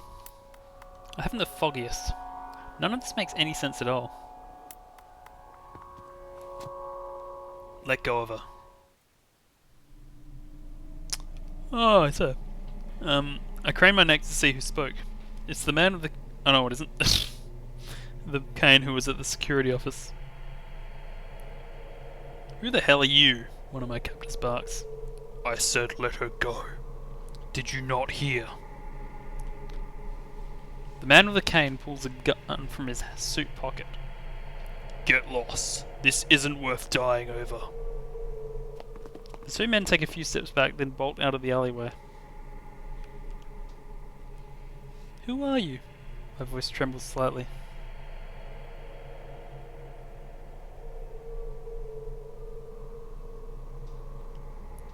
Guess he's not here. The man takes a quick look around.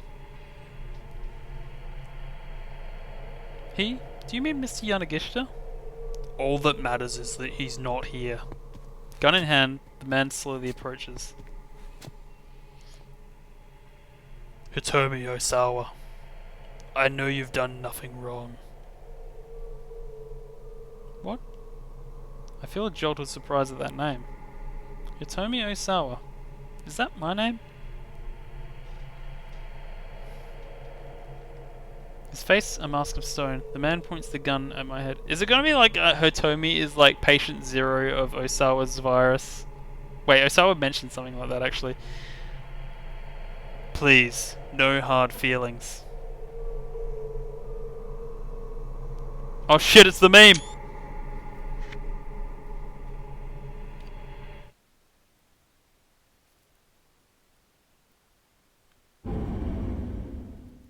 I did not expect to reach the end of her thing.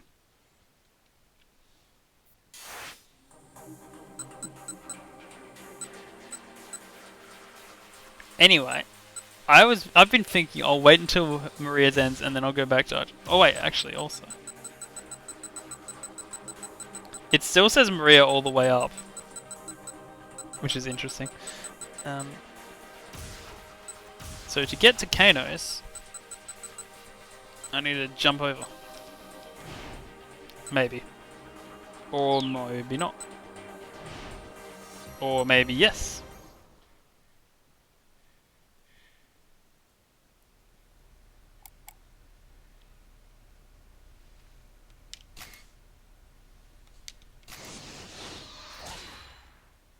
Wait a minute, 1410, is that? Yeah, I think that's right. So Kano is just about to discover who the whose condominium that the suitcase was supposedly heading to, and I think it's Tanaka. We've identified the owner of the condominium. It's Mamoru Tanaka. He's a colleague of Kenji Osawa. What? Kano squawked. This is an unexpected twist. Kajiura confirms that Tanaka left the Osawa residence just after 1400 hours. No word on his movement since then. It's possible he headed back to his private condo, where the attaché case is slated to end up. Any officer who runs across Tanaka is to apprehend him on sight. Kusa cut the connection. This mastermind you've been chasing? Kano asked. Is it Tanaka? Stanley didn't reply. Fine, never mind. I just wish I could know if Tatano is safe. Still worried about that traitor, huh? So Stanley could ignore all of his questions but still remember to make snide remarks. But what about 2500 hours, oh yeah? Talking about Tatano is the only thing that gets a reaction out of you, isn't it? Kano snorted. What makes you so certain he can't be a traitor? Tatano just isn't like that. That's not an answer, Stanley scoffed. Alright, I've watched the man work for years. I know him. He has no reason to betray the Force. You've watched him work, huh? What about his private life then? You know all about that too. He hasn't had money trouble or anything like that. Kano felt his blood starting to boil. I don't care what you think, he said. I trust Detective Tatano. Trust him? On what basis? I don't need any basis to have faith in someone, Kano snapped. Without any basis, in fact. It's just plain sentimentality, Stanley said. Stanley is a facts don't care about your feelings kind of guy, isn't he? There's no reason or logic to it. A thin smile came to his face. Be they friends or family, you can really never really know other people.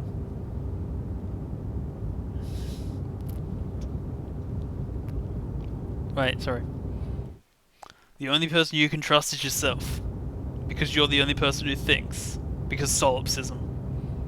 Kano had no response for such an emotionless statement. He looked away. He and Stanley were just plain incompatible. Because... Kappa pride. It seemed there was no amount of talking would let them get through to one another. Never take anything at face value, Kano. You start trusting too much, you're basically as good as dead. Kano just stared out the window.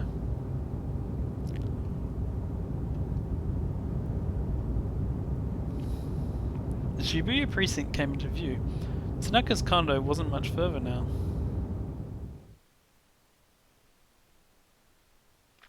They were outside of Tanaka's condo now. Over there, Stanley said, keeping his voice down. Over there. Across the street was one of the foreign syndicate members walking briskly with the attaché case clutched at his side.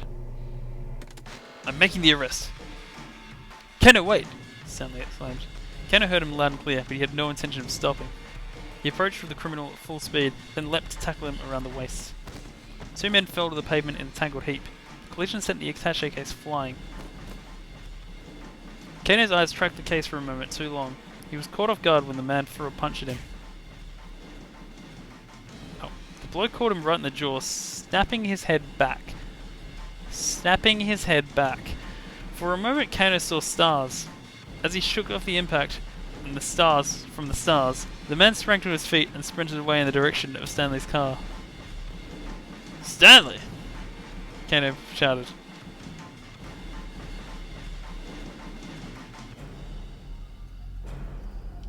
Grab him! But Stanley ignored the man and instead went for the attaché case. Oh, come on, really? Ken had no choice but to pursue the perp himself. He hadn't come this far to just let the crooks get away now. Suddenly, the fleeing man skidded to a stop. That is a haggardly looking man. Several cars had, like...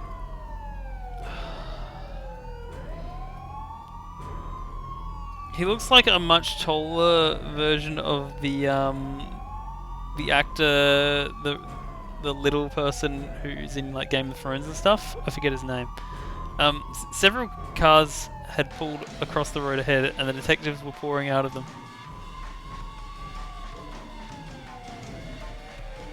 His escape route cut them off. Yeah, that's it, Peter Dinklage. Thank you.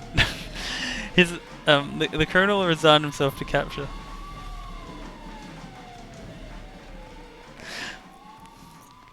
While Kato helped make the arrest, several of the other detectives broke into Tanaka's condo. So that's why he's normal size?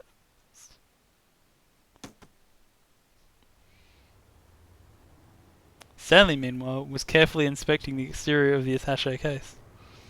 He had already opened it. It was stuffed with bundles of banknotes. The 50 million yen ransom was back in police hands. This is a decoy, the American muttered under his breath. I wonder where... His words trailed off, but Kano had heard them. What did you expect? The detective demanded. Samples of that new drug in there?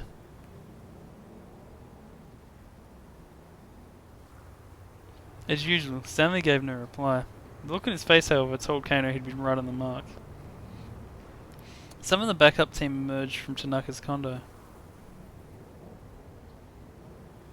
I mean, don't get me started on all the skitty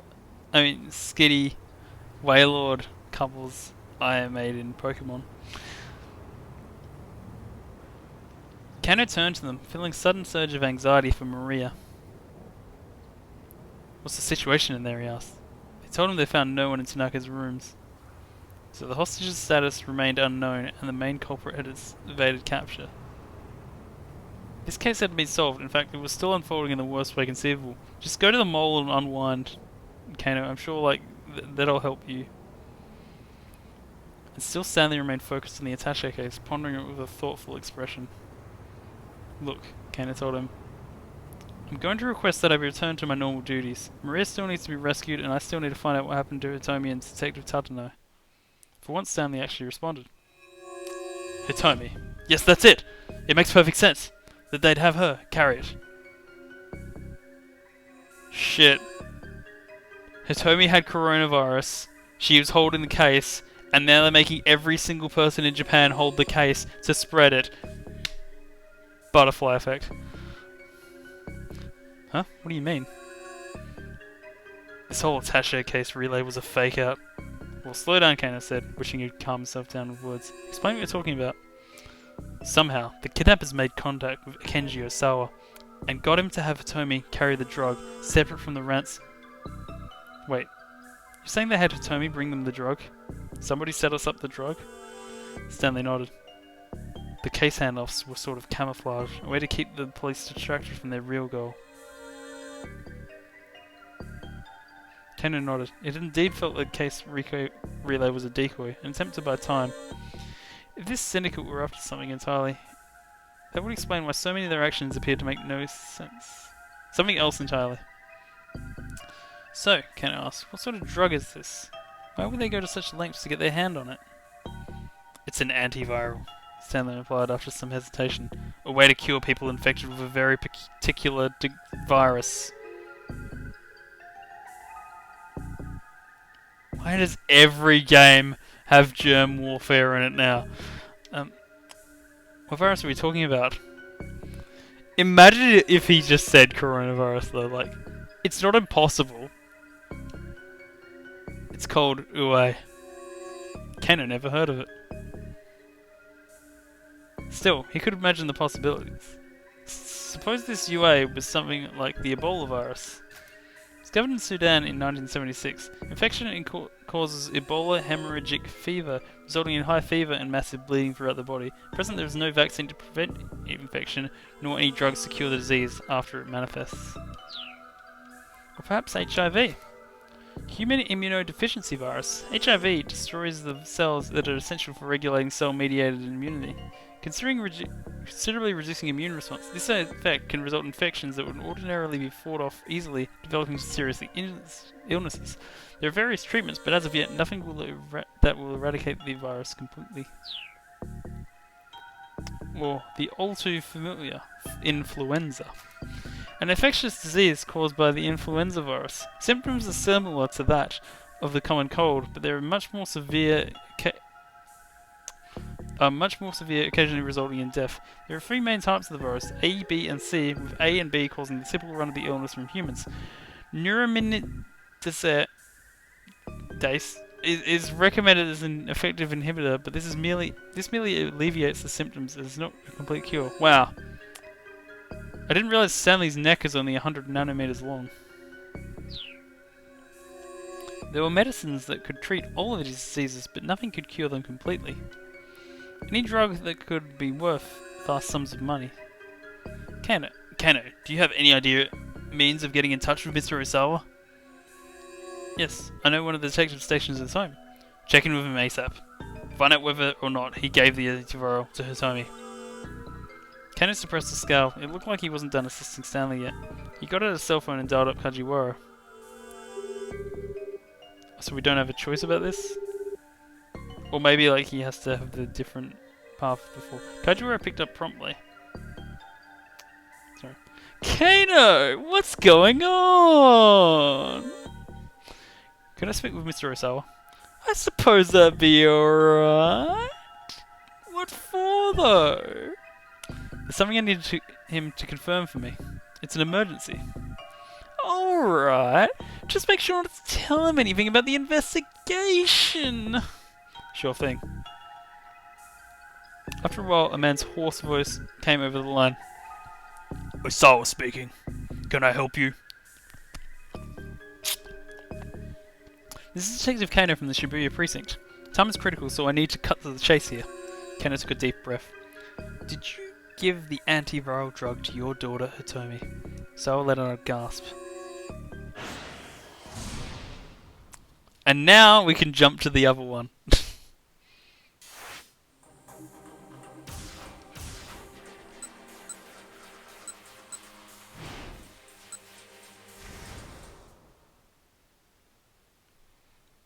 But I thought Kano was going to have a choice to not talk about it, but apparently not.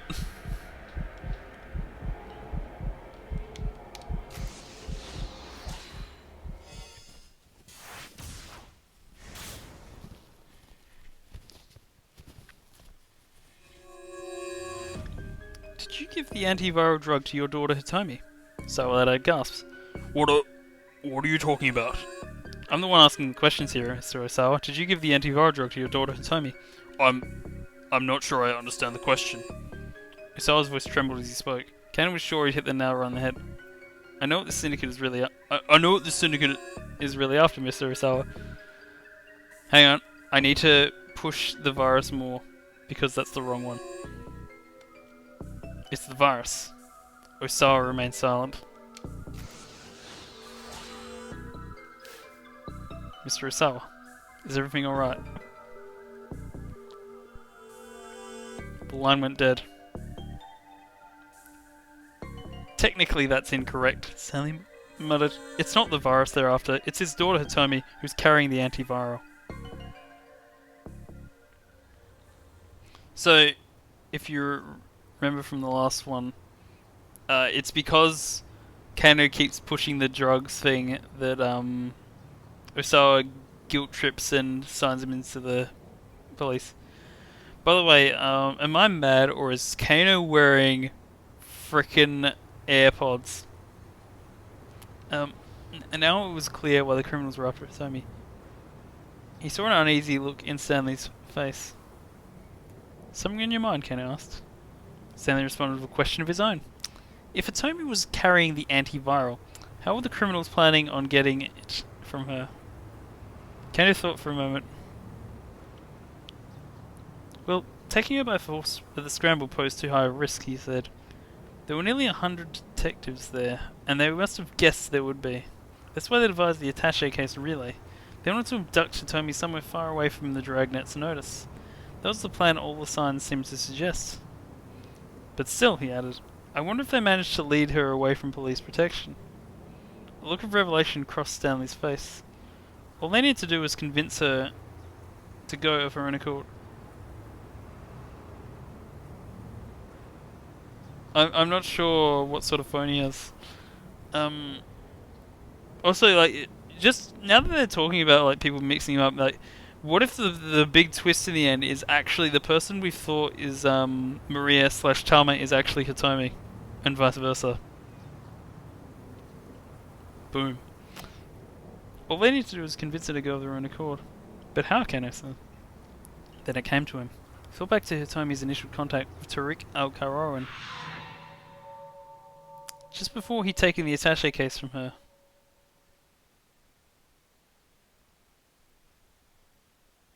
The two had a brief conversation.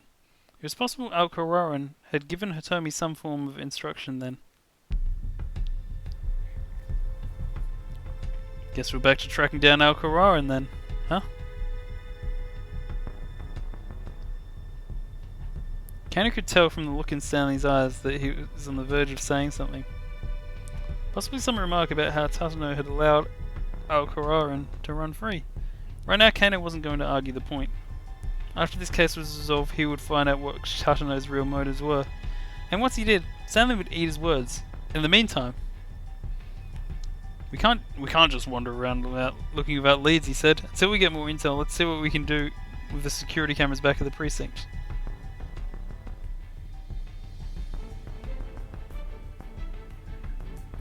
Numerous monitors shone down on the pair as they entered the Shibuya precinct surveillance room. Each showed an array of faces of individuals somewhere in Shibuya. Kano asked one of the operators to pull up Al-Karawan's data on the screen. By selecting each of the faces in the monitor in turn, they could run comparisons to determine if anyone among them was Al-Karawan. One by one, the operator made his way through the faces. Assuming their target was still in Shibuya, there was high likelihood they'd find him. But the minutes ticked past and there was still no sign of him. Kano's tone grew more and more impatient as he directed the operator's speech. Just calm down, Stanley said. He set a hand on Kano's shoulder. You keep wasting your energy when you don't need to. That's just how I do things, Kano replied. I'm energetic because I care. We energize because we care, Monster Inc. He pointed out another face on the to the operator. Well, you're setting yourself up for a short life. With a sigh, Stanley sank into a nearby chair. My brother was like you. Emphasis on was. The American spoke so quietly that his words were barely audible. Sorry. 10 minutes later.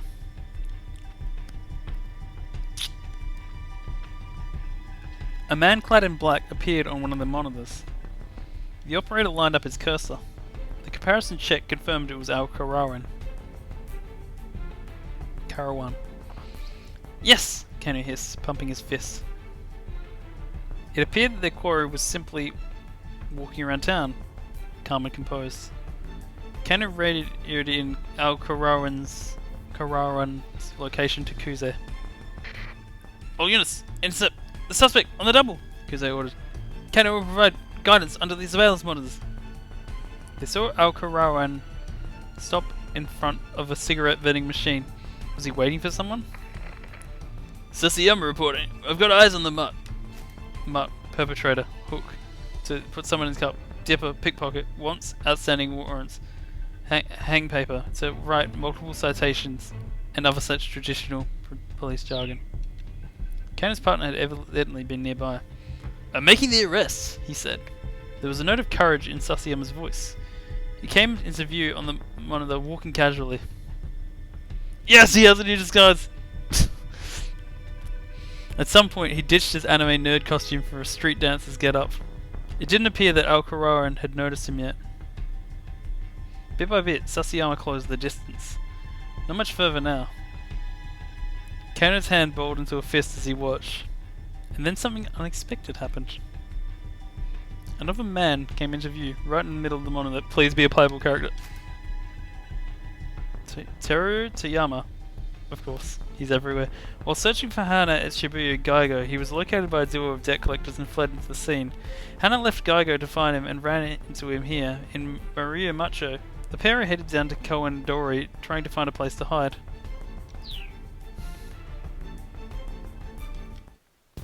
There was no sound, but they could see the newcomer was shouting something. As Al-Qararan turned to look at the man, Sasayama launched himself like a bullet from a gun. In an instant, Detective and Perp were locked in a violent scuffle right there on the street. Kano swallowed a lump in his throat as he watched the struggle unfold. Earlier in the day, Al-Qararan had done a number on Sasayama, but this time the detective had the upper hand. He got a grip on the Al-Qararan's neck, and I'm just going to call him Al, and kneed him repeatedly. Al tried desperately to bring Sasayama to the ground, but Sasayama braced himself and avoided the takedown. Then he shifted his stance and took Al to the pavement with a spectacular hip throw. Yes! Kano clapped his hands together in excitement. Catching the perp in a scarf hold, Sasayama got out his handcuffs.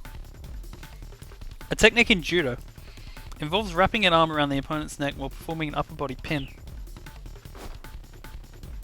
Stanley, we should head to the scene, Kano said. He looked away from the monitor for a mere moment, and when he looked back, Sasayama had released his hold and crumpled to the ground. What? Panicked Kano stared at the image of his friend. There was something jutting up from Sasayama's abdomen. Zoom in, Kano cried frantically. Camera closed in on Sasayama. Now Kano could see exactly what he feared. Sasayama had been stabbed in the gut, blood pooled on the pavement around him. Kano screamed, Sasayama! The camera showed several other detectives arriving at the scene, capturing Al before he could escape, but Sasayama lay motionless. The pool of blood around him spread further and further across the pavement. Unable to look any longer, Kano rushed from the surveillance room. Hurry up and say bad ending so this isn't the truth.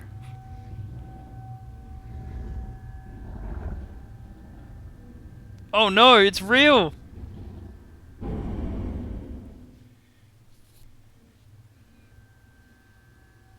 Pepe hands.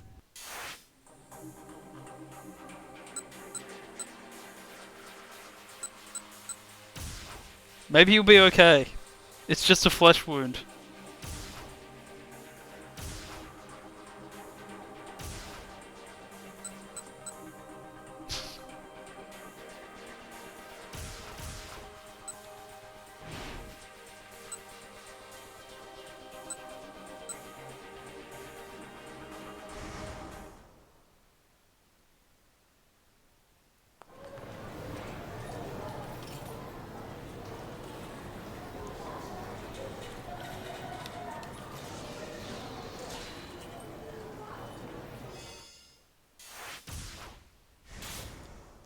Even Maria changes outfit in that photo.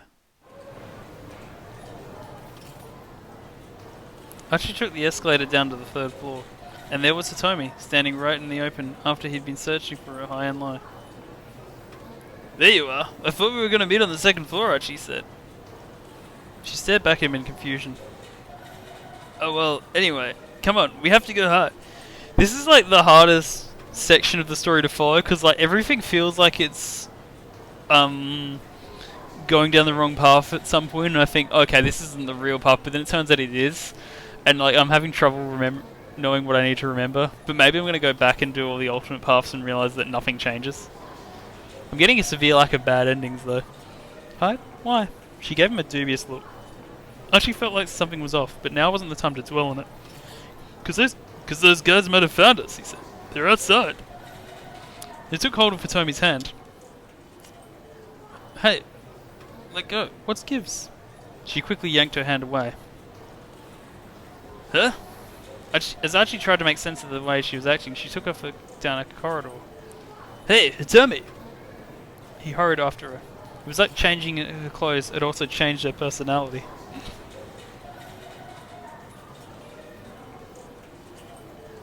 Change phone numbers like clothes. He couldn't leave her alone. The kidnappers might well be closing in. He stayed in pursuit of her, trying not to draw too much attention.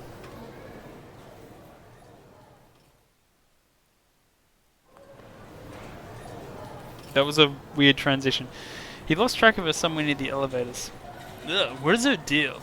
Unsure of what else he should do, he headed back down to their rendezvous point on the second floor. When he arrived, he spotted Hitomi heading down the escalator ahead of him.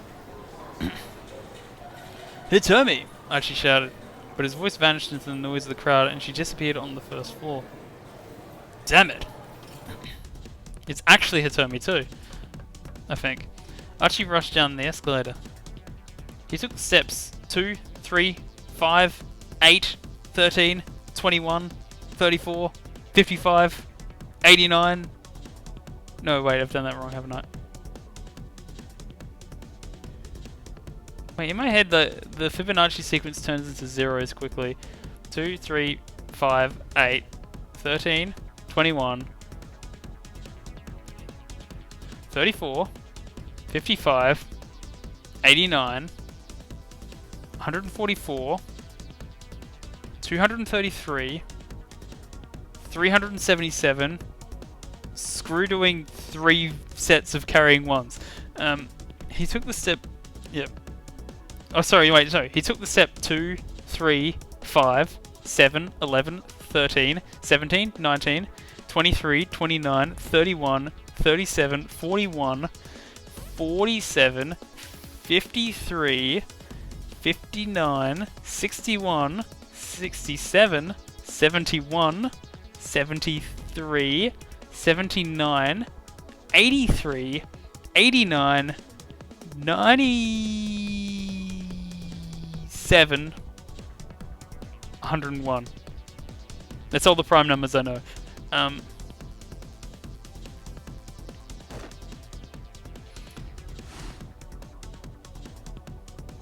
I can't stress enough. At school, I was the maths kid. But don't worry, Jimmy Jam 100 can name more digits of pi than me.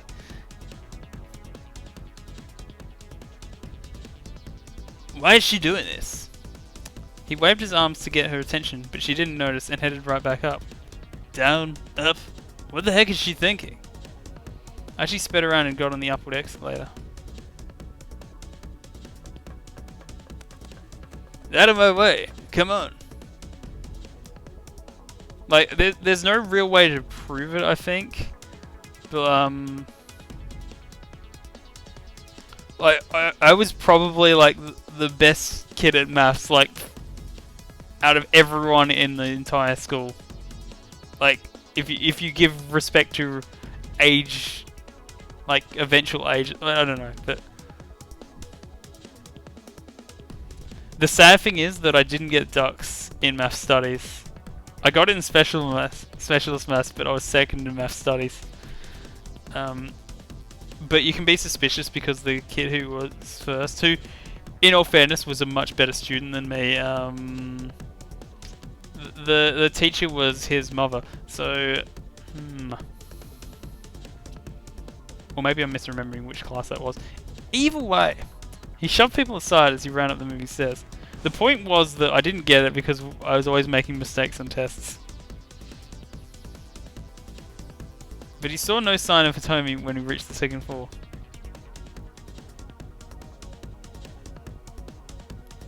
But like, and I was making mistakes in tests in like, specialist maths, except that was where it was so hard that like the difference didn't matter. It's like, I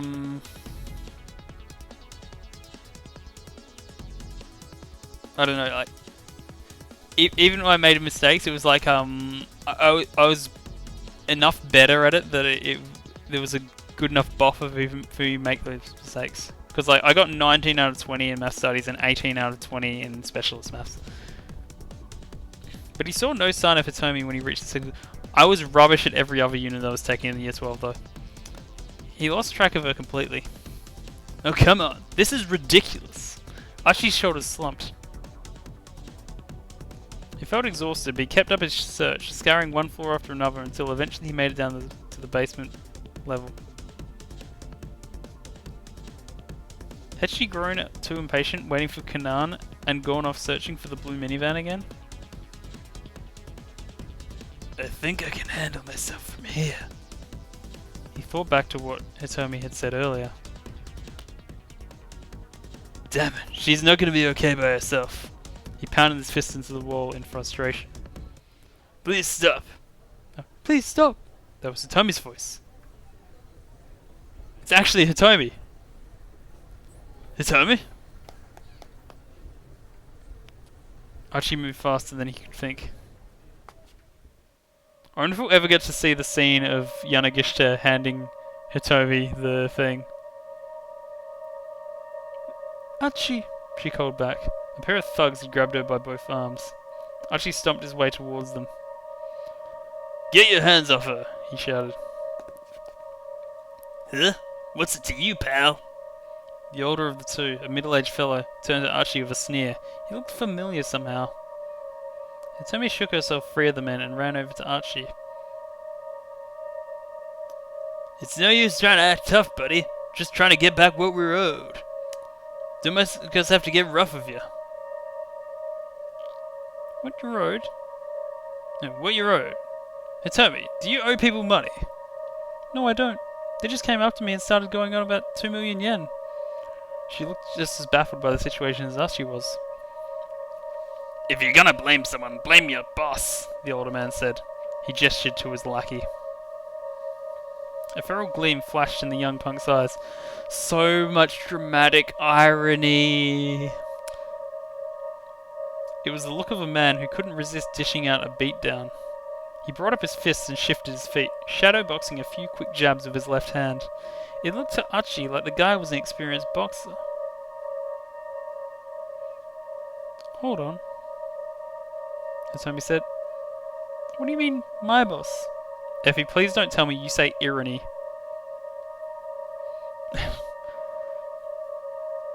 Say what? Yanagishita, who the hell do you think? The young punk shuffled closer, fists still menacing. Then his expression changed. Hey! Hold on, are you Archie Endo? Yeah, that's right. Well, ain't that lucky, getting a throwdown with you like this. The punk sounded pleased indeed. I've heard all sorts of rumours about you, you know. Let's see how true they are. Archie didn't like his chances of a straight-up fight with a trained boxer. What should you do? Fight! Sorry, round one. Fight! He had to go for broke. His best chance was to hope for an opening to deliver a low kick. A kick using a foot or shin to strike the opponent in the thigh, just above the knee. In karate, this is known as a Gedan Mawashi Geri. Since the legs are longer than the arms, this is an effective technique against boxers. He needed to time it perfectly when his opponent took a step forward. With a loud breath, the thug shot out his left arm. Now! Archie shifted his stance and unleashed a low kick.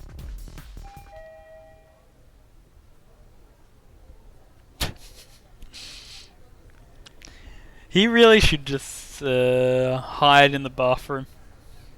Suddenly the elevator's doors opened right nearby. Archie and the punk both stopped mid-attack. A miserable-looking older man stood in the elevator. At the sight of him, the punk's face went red with rage. You, Toyama! Going up! The man in the elevator hurriedly closed the doors. The two thugs rushed toward him, but the elevator had already begun heading upward. Come on, after him, the older man shouted. The young punk raced up the stairs. You stay right where you are, the old fellow added, glaring at Hitomi. Then he followed after his lackey. Does he really think we're dumb enough to just wait here? Archie scoffed. Archie, I've been looking all over for you. Tommy gave him an angry swat on the chest. For me? What are you talking about? You weren't waiting where you said you'd be. Yeah, because you went up to another floor. What do you mean? I went right where you said, on the second floor. Huh? This wasn't quite adding up. How long are they gonna drag out this whole no one knows what's going on thing? The second floor? What are you talking about? You went up to the third floor. No, I didn't. Wait, what? None of this makes any sense. I actually felt like his brain was getting scrambled. The great thing is no one is equipped to like explain this stuff. Unless Archie figures out that maybe it could be her sister, but like, obviously...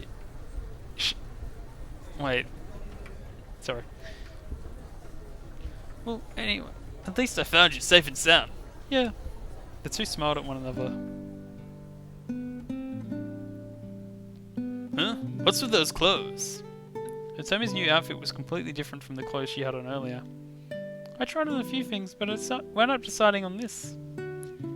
You tried other stuff on? Okay, that explains it, Archie said. At least things sort of made sense. That's nice, you know. What is? Your clothes, I mean, they look good on you. Thank you. Wow, I'm actually blushing now. It kind of made me blush to say it. Archie and Tommy shyly avoided each other's eyes. Oh, so hey, Archie said, eager to change the subject. Do you still have that magazine? Oh, right, yeah. I was gonna just throw it away, but I couldn't. How come? I haven't been able to find the right kind of receptacle. Newspapers and magazines are supposed to be kept separate from normal trash, right? Tommy scanned her surroundings for a suitable bin. Wait, are you serious? Yeah. You're thinking about proper recycling now, of all times? Is that weird? Uh-oh, I'm in trouble. I think you might just be perfect. Archie found himself blushing even harder now. Tommy! A sudden yell snapped him out of his embarrassment. The sketchy-looking fellow who'd given her the magazine was scampering down the stairs toward them. Great, Archie said. The weirdo's back. I love that Yanagish has his own theme music. I forgot to mention it before. The man ignored him, though, and leaned closer to Hitomi. You do still have it. He snatched the magazine from Hitomi's hands. Yes, this one hasn't been scratched off yet. The man hunkered down on the floor and began scratching away at a scratch card stapled in the centerfold. But my angel is the centerfold. Wait! Don't let him have that! Another man came swooping out of nowhere and yanked the magazine away. It was the older fellow who'd appeared in the elevator minutes before.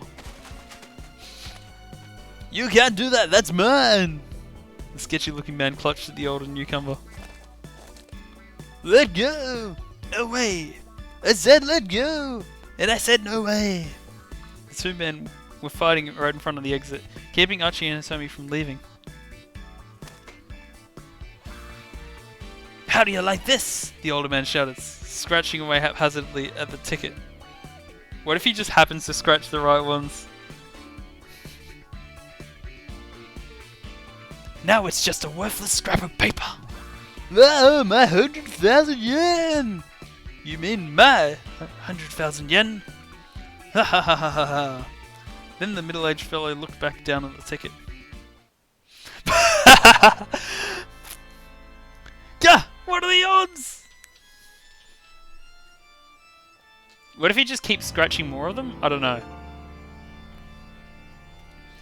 Somehow, in his random scratching, he'd happened to land himself a winner. That's just a generally bad ticket arrangement already. It's just the first 5. Give it! No way. The two men took off, engaged in running battle for the tickets.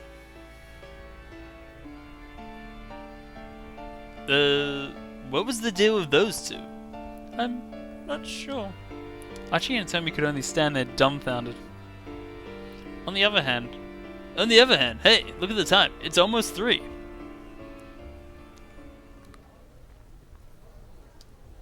The two headed hurriedly for the Geigo back entrance.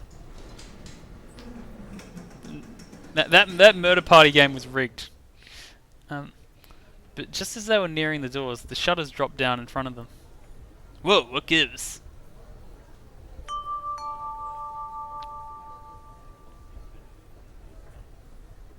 Due to maintenance, all entrances other than the main entrance on the first floor have been closed. We apologize for the inconvenience. Customers wishing to leave, please use the main entrance on the first floor.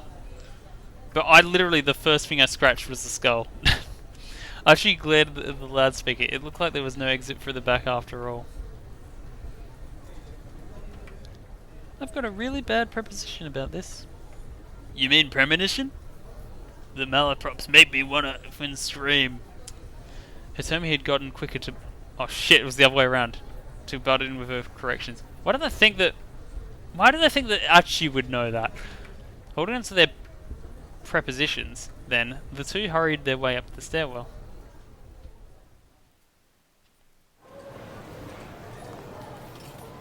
As Hitomi tried to head out the first floor entryway, Archie yunked back. Careful, What's the matter? it's that guy. Huh? Hitomi's expression stiffened. Slipping behind a nearby pillar, Archie pointed to the man with the cane who was keenly eyeing shoppers as they came and went.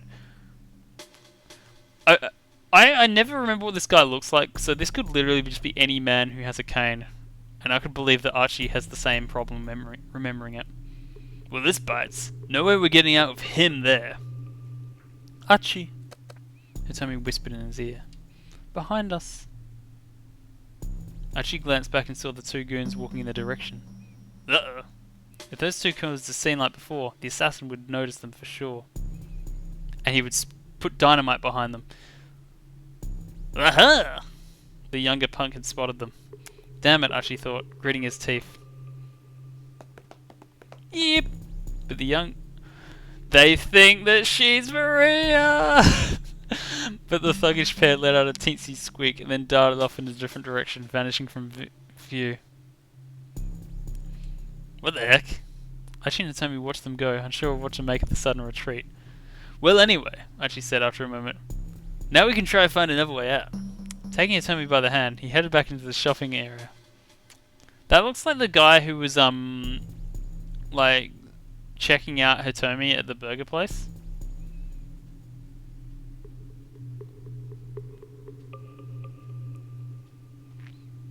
I don't know why I said burger place, it was an ice cream place. The back entrance at the first floor, that was a no-go. The other emergency exits were also closed down. Which meant, the main entrance on the first floor really was the only choke point in or out. It was almost time for them to meet Kanan. They needed to find some way to bust out of here. The pair headed back towards the main entrance. Then they saw the man with the cane again, heading in their direction. He hadn't seen them yet, but there was no way they'd avoid him if they didn't do something quick. Guess for now we've got to go up. Archie said to Hitomi. They started racing up the nearest escalator, which was descending from above. My bad, coming through. Sorry, please excuse us. They fought and shoved their way past the stream of people riding in the other direction. They could see the second floor now. Archie figured they'd be in the clear once they got there. But then a large woman appeared at the top of the escalator, heading down. She was the one who'd been in the Chinese restaurant on the fourth floor. The one who'd supposedly packed an entire buffet into her belly. She was wide enough that Archie and Hitomi would never be able to slip past her. Hey, out of the way, Archie shouted. But the young woman ignored him. Archie tried to push past, but he just bounced off of her. They were drifting inevitably back down toward the first floor.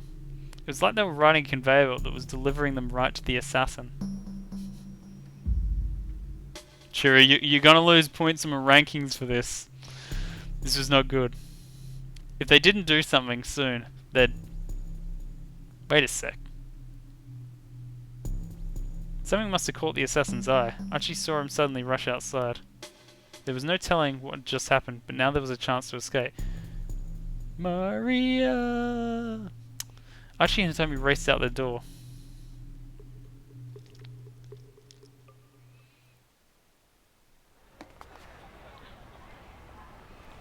Outside, the man with the cane was nowhere to be seen. Looks like we're safe. Archie let out a sigh. What if... This is just me going crazy. What if the antiviral is in the necklace?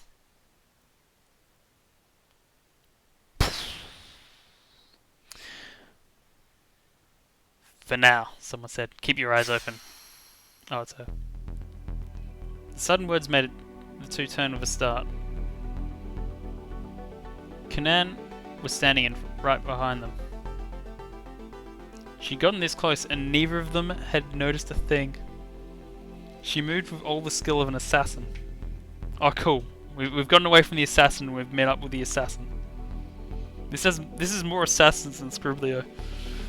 I actually felt a chill shoot through him.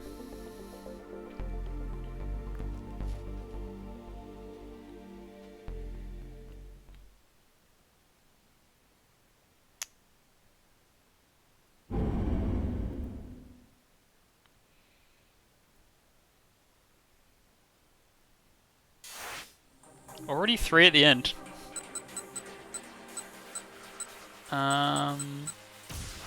Who can jump to Minoru Kawa?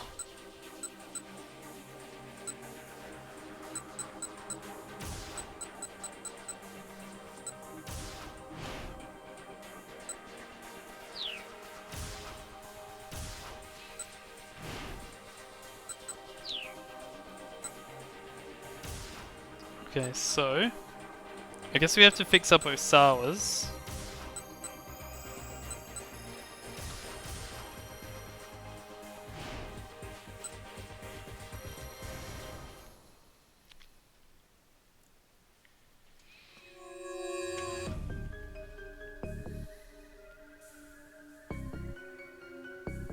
It's you.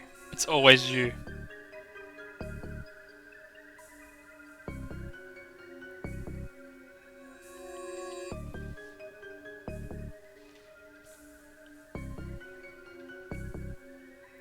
Sorry.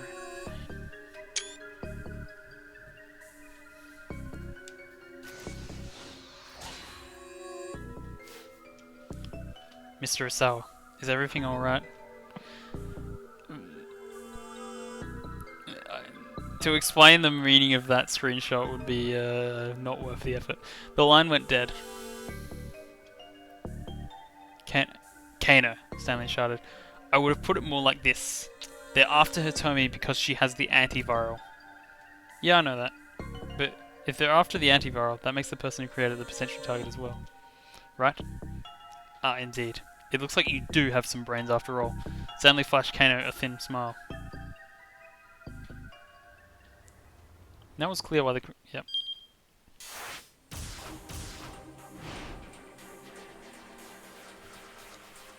Oh wait, if...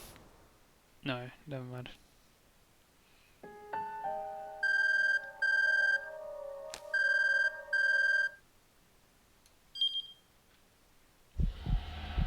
I know what the Syndicate is really after, Mr. Osawa.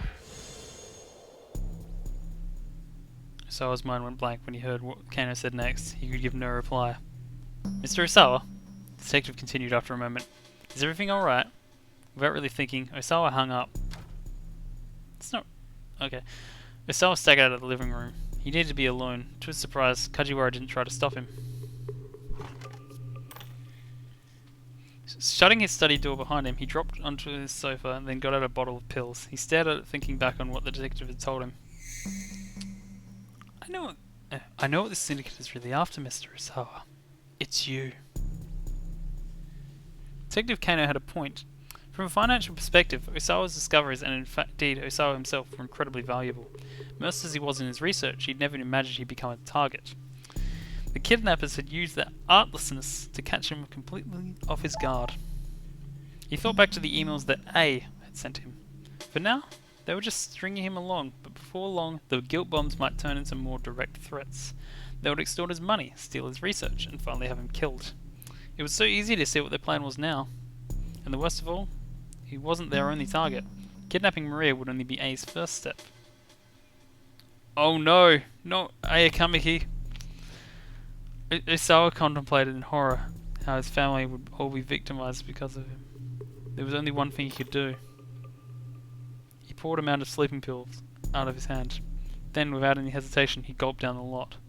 The effect on his body was slow to start, but he felt a deep and irresistible drowsiness begin to creep over him. As his conscience was starting to fade, "No, Dio, don't take the pill!"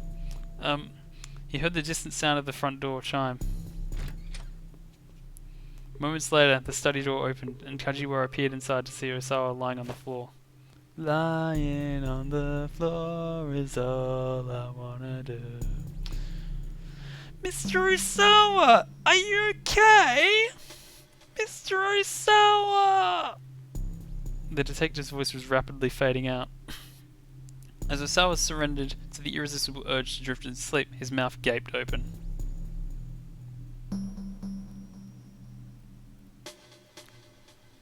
A has come from A. Those were his last words.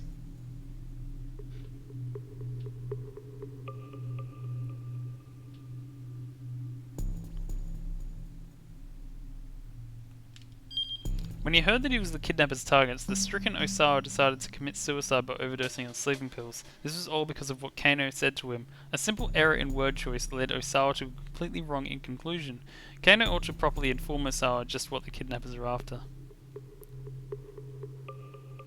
Don't make me do it, Effie. You know I can do it, but I won't.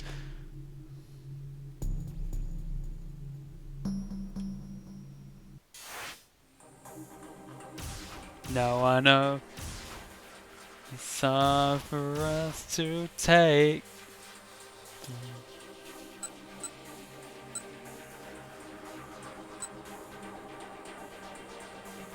To change that part. To change that. And I know. I'm not doing it more.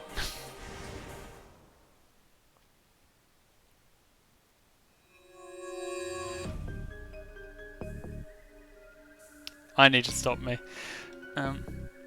It's Atomi. Osawa remains silent. Mr. Osawa, is everything alright?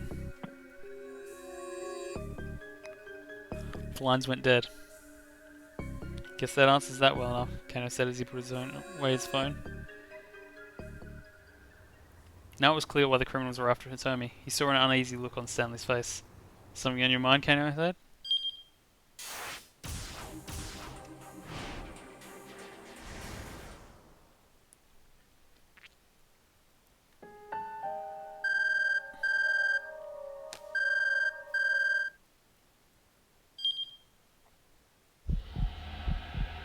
I know what this syndicate is really after, Mr. Osawa. Osawa's mind went blank when he heard what Kano said next. He could give no reply. Mr. Osawa? The detective continued after a moment. Is everything alright? Without really thinking, Osawa hung up. Osawa staggered out of the living room. He needed to be alone. To his surprise, Kajiwara didn't try to stop him. It's Hitomi, which is the only correct answer.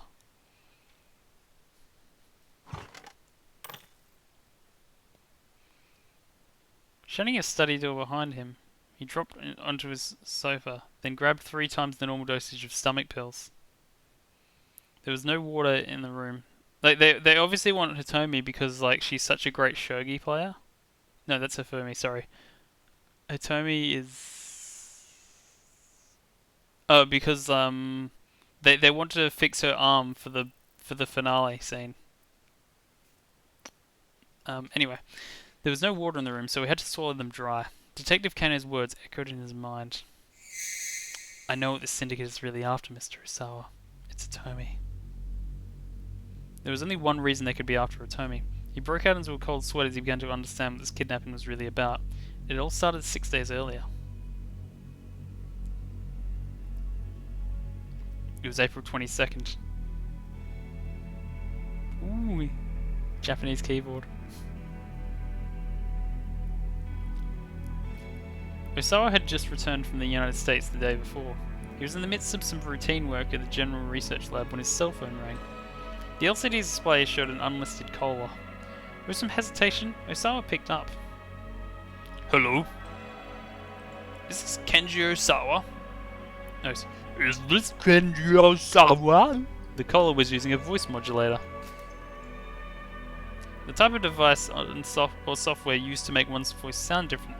Changing a voice to the point of making a voice print or tone analysis impossible presents a major challenge. To be able to do so in real time requires major financial and technological researches. The irony is that Osawa's voice already sounds like a voice changer. Osawa raised an eyebrow. Yes? Go and analyze Tommy's blood. Her blood? If you don't, she's going to die. With that, the caller hung up. Thank goodness for that. There was an intensity behind this that made Osawa sure it wasn't just some phone prank. He had Hitomi come into the lab ASAP. He told Hitomi he wanted to sample her blood for an experiment. She agreed, suspecting nothing. Oh shit, there was a needle in it. Like in... Spoiler. He placed some of the blood he'd drawn onto a glass slide and then added some fluorescein, a type of fluorescent dye. A yellow-green liquid, a type of fluorescent dye, chiefly used in preparing specimens for viewing under fluorescent microscope, but it has other uses as well, such as a diagnostic reagent administered in eye exams. Its highest volume use is in St. Patrick's Day, when massive amounts of fluorescein are used to dye the Chicago River green. A type of dye that causes the dyed substance to emit a high wavelength fluorescent light when illuminated with a certain other type of light. Such dyes can reveal fine details when used on specimens viewing through a fluorescent microscope. Placing the slide under fluorescent microscope, he took a look. Did he check a look? It can't be. Osawa could hardly believe his eyes. Wriggling in under the microscope was the Grim Reaper's sickle itself. There was no mistaking it. Hitomi was infected with the UA virus. Trembling, Osawa hurried to his computer. He opened the UA virus folder on his monitor. Within were images showing the stages of the virus's propagation. He double-clicked to magnify the first image. That looks like hiragana. The Reaper's sickles were interlocked with one another. He clicked on the next image. After further propagation, the UA virus looked like less like a sickle, more like an insectoid larva. Next was the final image. Interlocking in single mass, the UA virus vaguely resembled a sinister, many-petaled sunflower. It took a mere 12 hours for the pathogen to develop to this point and begin its hideous destruction of the human body. Tommy's infection sample was still in the state shown in the first image. There was still a chance to save her. Osawa slumped back in his chair, huddling in on himself. I'm maybe 30 minutes to an hour more. He had no choice. There was only one way to save Hitomi. I kind of want to get to the end of this hour, but I'm not sure how long it'll take. He would have to administer the nearby completed antiviral. Using the antiviral without official approval was a grievous violation of company policy. Acting against company rules and regulations, Okoshi Pharmaceuticals prohibits leaking of work-related information to outsiders. In the case of a major violation, not only can the violators be fired, but the company may also seek indemnities. Still, Osawa didn't have time to get higher ups to approve the clinical trial. He might be punished severely for this, but it was his only option. His daughter's life was at stake. There was also another, even bigger hurdle in his way. The antiviral drug was stored in the deepest recesses of the biochemical research building. A high-intensity X-ray scanner was set up at the entrance to the storage area. This made it impossible for him to take research materials out. A type of radiation, also referred to as the Röntgen... Shit, is that... That's not Röntgen from Chernobyl, is it?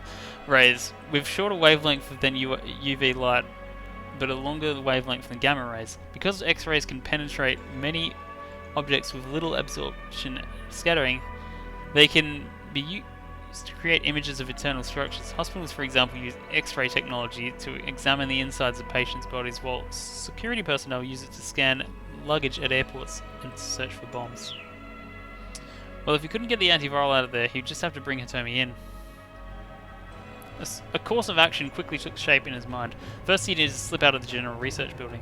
He would then head to the biochemical research facility to show his ID card to the guard at the front gate. Identification card. Many facilities that carry out high classified information assign different levels of security clearances to individual researchers, and only those with suitable clearances as indicated by the ID cards are able to limit to restricted areas. Development of more advanced technology such as electronic ID tags are replacing older barcode type entry cards. Oh shit. Someone's been using Visual Studio.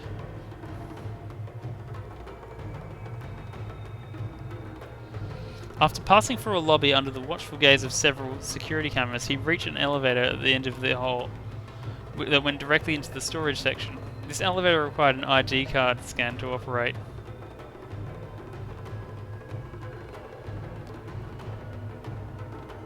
This... Oh shit, it's Danganronpa 2-4.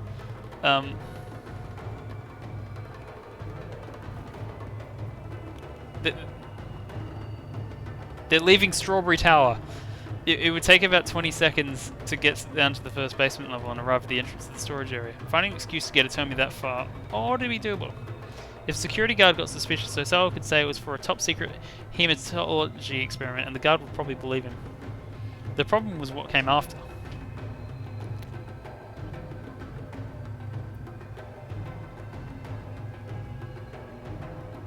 What if this is just Osawa's screensaver? Getting into the storage area itself required fingerprint authentication from both Osawa and Tanaka. Aha. This meant he couldn't possibly get the antiviral without Tanaka's cooperation. Holy shit! Before, like, Osawa's worrying about the, like, breach, and maybe he's the one who did it. Oh, but then, what's his name did say he did it as well. I don't know, I was having trouble following all the specifics of that. Desperate with uncertainty, Osawa called up Tanaka. He frantically explained the situation. Understood, Tanaka replied. We need to get this drug as soon as possible. If the company finds out about this, you'll be held accountable for violation of corporate policy along with me. Are you sure you're okay with that? What are you talking about? Hitomi's life is more important than company policy. Tanaka spoke without hesitation. Osawa felt an immense surge of gratitude for his assistant. And I have to say this. I'm deeply moved by your determination, Tanaka added. What if this is all like a chess game? Tanaka has somehow deliberately put Hitomi under this so he has an excuse to come down here. Because he's spying on him. Move? Whatever for? You really are worried about Hitomi. Osawa's gratitude faded. What are you talking about? Of course I am. My apologies. It's just that putting your career on the line for something so personal is... It's what? It's not like me? No. Well, yes, I'm sorry. Now Tanaka's voice was coloured with embarrassment. Just what sort of person do you think I am? Osawa resisted the urge to ask the question out loud.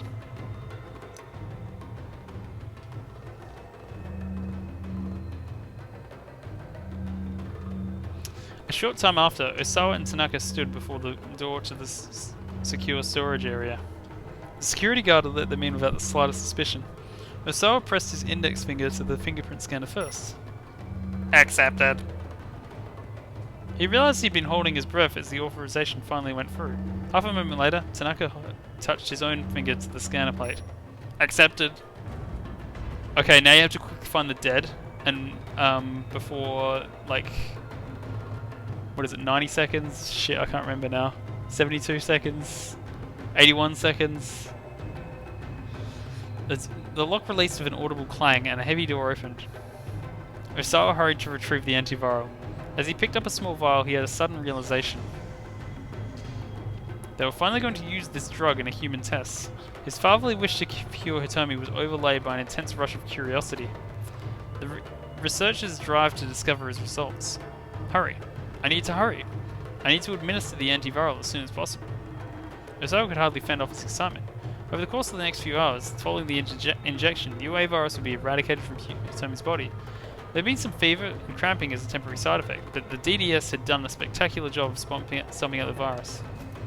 Drug delivery system, also known as smart drug delivery. The ability to target a specific region of the body with a specific drug has momentous implications for the future of medicine. The DDS technology is currently being tested extensively around the world. I'm trying to think though, so the man with the cane, he is not aligned with all the briefcase bandits. So he's probably aligned with the Tanaka. If he's aligned with Tanaka, no, sorry. The briefcase people are going with Tanaka. But he wants to kill Hitomi. Assumably for drug reasons, but... It's slowly piecing together. In saving his daughter's life, Osawa had proven the value of his research. If he'd been asked which made him happier, he would have been hard-pressed to give an answer. Afterwards, he asked Hitomi where she could have become infected, but she had no idea. He explained the need for secrecy and strictly forbade her telling anyone else what had happened. Now a week had passed since Osawa had gave the drug to Hitomi. He'd been conducting checks and discovered that the DDS had not broken down but remained in Hitomi's bloodstream. Extracting the DDS was a simple matter, requiring just a small blood sample from around the nape of her neck. The DDS tends to linger in the nape of the neck because of the lymph nodes located there. These lymph nodes identify viruses that invade the body as foreign substances to be attacked, but they're not always able to overcome particularly powerful pathogens. In such cases, the virus propagates rapidly inside of them. Once the patient has been treated, the antiviral will seek out the virus and accumulate there as well. The DDS itself was simply the delivery system for the antiviral drug. Residual amounts of the antiviral stayed within the cells. The materials used to create the DDS must, as a matter of course, cause minimal or no harm to the human body. Ideally, rather than accumulate inside the body, DDS substances would either be digested and absorbed or excreted. Because the antiviral must remain in the body for as long as the virus is active, however, a very careful balance must be struck between persistence and dissipation. Using the DDS, it was possible to extract those minuscule amounts of this from cells in a blood sample. It might take considerable time, but a significant the detailed analysis could allow for the antiviral drug itself to be reconstructed. Osawa felt a chill as he contemplated the situation. The kidnappers had known how tough the security was at the lab, so they'd come up with the idea of using a human vessel to get what they needed from within. By infecting Hitomi with the UA virus, they'd ensured that she'd receive the antiviral that she'd have in her blood. But who did it?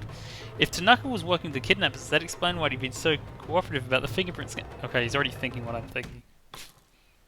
Damn it! Osawa shouted. He clutched his head in his hand. Tanaka had been his partner and trusted confidant for years. Osawa refused to believe that he'd been betrayed like this. The front door chime sounded. Mr. Osawa! Kajiura called out. It appears you have a visitor! Could you handle that? It's Minorikawa.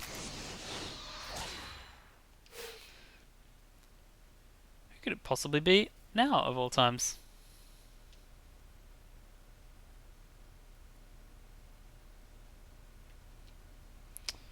Alright. With a sigh, Osawa dragged himself to his feet. He is not he is not in the mood for this stupid conversation Minorikawa wants to have with him. He stumbled wearily back to the living room where the investigators were staring at the intercom monitor with concern. The intercom's hidden camera showed a man with an unsettling grin posed intimidatingly outside the front gate. Osawa didn't recognize him. Yes, who is it? He asked guardedly through the intercom. It's Minorikawa. Where might I know you from, Mr. Minorikawa? Oh, you know, here and there. I mean, there's only one Minorikawa, really. Are you playing games with me? I don't have time for that. Please, just open up. There's no way I'm letting you in, Osawa said. But the nonsensical badgering continued. Look, just hold your horses. I'm here for an interview. You got that? An interview? That's right. It's a piece for 4-star journal gossip. The name of the magazine brought up an unpleasant memory. That was the gossip rag that had run the article about his political marriage. Wait. This is for one of those kind of articles? What do you mean, those kind of articles? I'm just looking for an interview. The man's tone was both high-handed and belligerent. Like hell you are. I'm not talking to anyone from the gossip. You're not the one I'm here to talk to. I want to interview your twin daughters. My daughters? I understand they want to share pride for the beauty contest as Minoriyama. If you wouldn't mind me interviewing, Furious, Osawa cut off the intercom. There was no time to be indulging someone else's nonsense. Hey, what gives? The man was shouting so loud, his voice carried through the gate and through the front door. I beg you out here, on my hands and knees. He wasn't actually on his hands and knees. Osawa could see that clear through the intercom monitor. If your daughters aren't home, can you at least tell me where I can get in touch with them? Mr. Osawa, Kajiwara said frowningly. This isn't a good time to have someone drawing attention to your home. Alright, I'll get rid of him. Osawa hurried out of the house, confronting Minorikawa through the front gate. The journalist had that tenacious look that immediately marked him as a member of the media.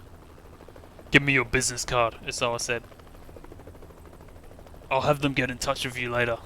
He took Minorikawa's card and then went right back inside. Back in his study, Osawa tossed Minorikawa's business card into the trash. Unable to think of what else to do, he tried the internet fortune teller again. He got the same "you're a very work-minded person" result a second time. If you don't get over your indifference to the world might start to harbour quite a grudge. My indifference to the world around me, huh? The truth was that even with his closest companions, even with Tanaka for instance, his relationship had always been strictly a matter of business. He'd never really taken it upon himself to know Tanaka as a person, and that was pretty much the case for everyone he knew. He harboured no interest in other people, he had no concern for his fellow man. That had made himself abundantly clear when he received a microscope as a birthday present way back in first grade. Even now he remembered the shock he'd felt when he looked through that lens for the first time. He discovered a new, almost infinite world, hidden in the midst that one he'd always thought was too small. By comparison, the real world seemed bland and ugly. Wherever he looked, wherever he went, he had to contend with tedium. It hadn't taken long for him to become more charmed by the world under his microscope than the one around him. It was like a calm, quiet little seaside. A beach where he could just sit and stare out in the waves. He wanted to stay immersed in that world forever and ever. Before he knew it, he was an adult, and then a husband, and then a father. The people around him an odd fellow, thought him an odd fellow, but he hadn't let that change the way he lived his life. And this now was the result. Welcome back, Wadey. You've missed shitloads. Maybe. Unless you've been in here the whole time and just not saying anything. He hadn't been betrayed by Tanaka. He didn't know Tanaka well enough for that. Find a way to connect more deeply with the people around you and start living a better life before it's too late. Just do that and you're sure to have a wonderful future ahead.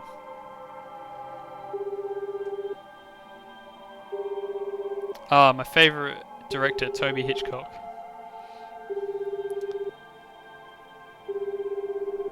Osawa picked up his cell phone and dialed Tanaka's number. But where is the CD? Did he ever find it? His wife, had tried calling him repeatedly, but hadn't gotten through. It was doubtful he'd pick up. Still, Osawa had to try. The phone rang several times. He listened grimly to the empty mechanical sound, preparing himself for disappointment. What is it? Tanaka's voice sounded coldly in Osawa's ear. The tension was electric. To be continued. Ooh, more. Actually, that makes sense. We were only like 35, 40 past or something like that.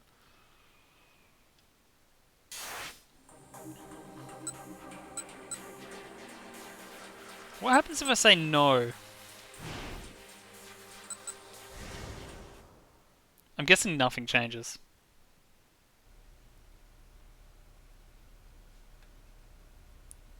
You deal with it. Osawa was in no state of mind to receive a guest. I can't do that, sir, Kajiwara said firmly.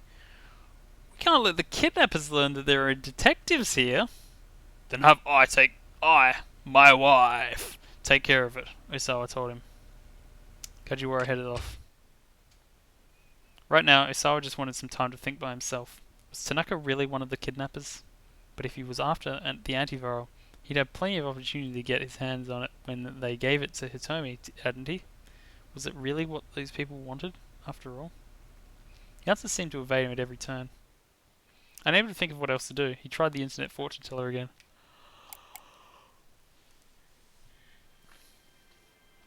He got the same. Yep. But where's it going for after that? Are you kidding me? Wait. I mean, this obviously changes Minorikawa's though.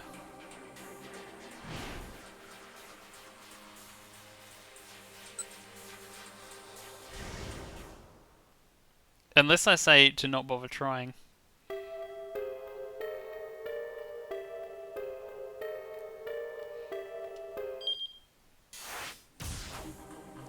Apparently it doesn't change Osawa's. I'll have to come back later. Minorikawa decided he better get to his next interview. He started to head back toward the taxi. A woman's voice came through the intercom. Who is it? It's Minorikawa.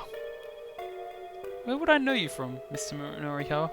Oh, you know, here and there. I mean, there's only one Minorikawa, really. I don't have time for such nonsense. Please, be on your way. I'm not going anywhere until I get an interview. Interview? Who are you with? The woman's tone had changed now. Maybe Minorikawa could simply talk his way through this. This is a piece for 4-star general gossip. Ah, perfect. I've been wanting to talk to them. Was this one of the Miss Midoriyama winners? Or perhaps it was the girl's mother, eager to boast about their daughter's achievements. I assume you're familiar with defamation of character, the woman said. What are you talking about? Article 230 of the Penal Code of Japan defines it as any attack against a person's reputation or societal standing. It's a very serious crime. I know what it is, Minorikawa said. What's your point? He had a bad feeling about this. Why discuss the libel laws right before an interview? Oh, I'm not letting you get away with telling me you've forgotten. I wonder if you'll remember once I bring up charges. Her tone was calm and level, but laced with malice. You're just going to this lady. Are you the mother? I've got business with your daughters. Put one of them on the line. Nonsense? The woman's rapid radiated from the intercom. It's your 4-star general gossip that specializes in nonsense. Her voice was so loud it was cracking. Detective, arrest this man. He's a criminal. Detective, huh? You really don't think I'd fall? You really don't really think I'd fall for that, do you, lady? Just who do you think I am? I'm Minoru Minorikawa. He crossed his arm and struck a defiant pose.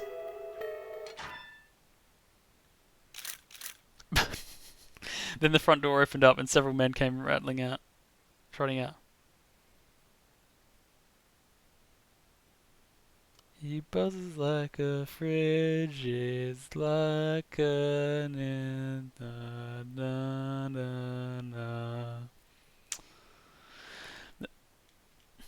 Sir, one of the men said, we'd like to ask you a few questions. At the words sir, the man flashed his badge and Minorikawa turned to run on reflex. He hadn't thought she'd actually send detectives after him. Just what the hell had Heaven Publishing done to her? Never mind, he needed to get out of here. He couldn't afford to get arrested right now.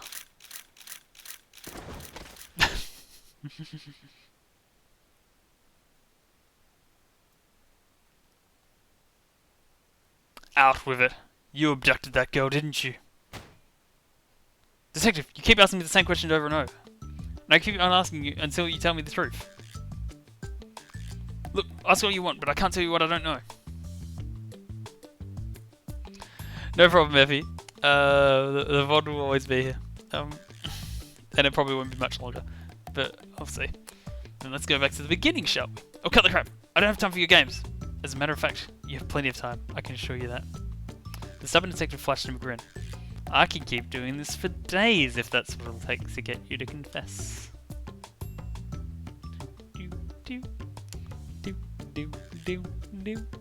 And so the interrogation went on for hours. In the end, once his innocence had been established, Minorikawa was finally released. He wrote a scathing indictment on his experience. The report shook up the system in a major way. But that's another story for another day.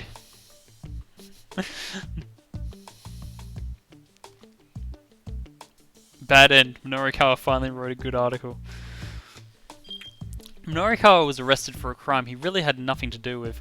The woman he talked to must really, really hate 4-star general gossip. Clearly he had no hope of getting anywhere with her, but maybe there's someone more understanding who might answer the intercom instead.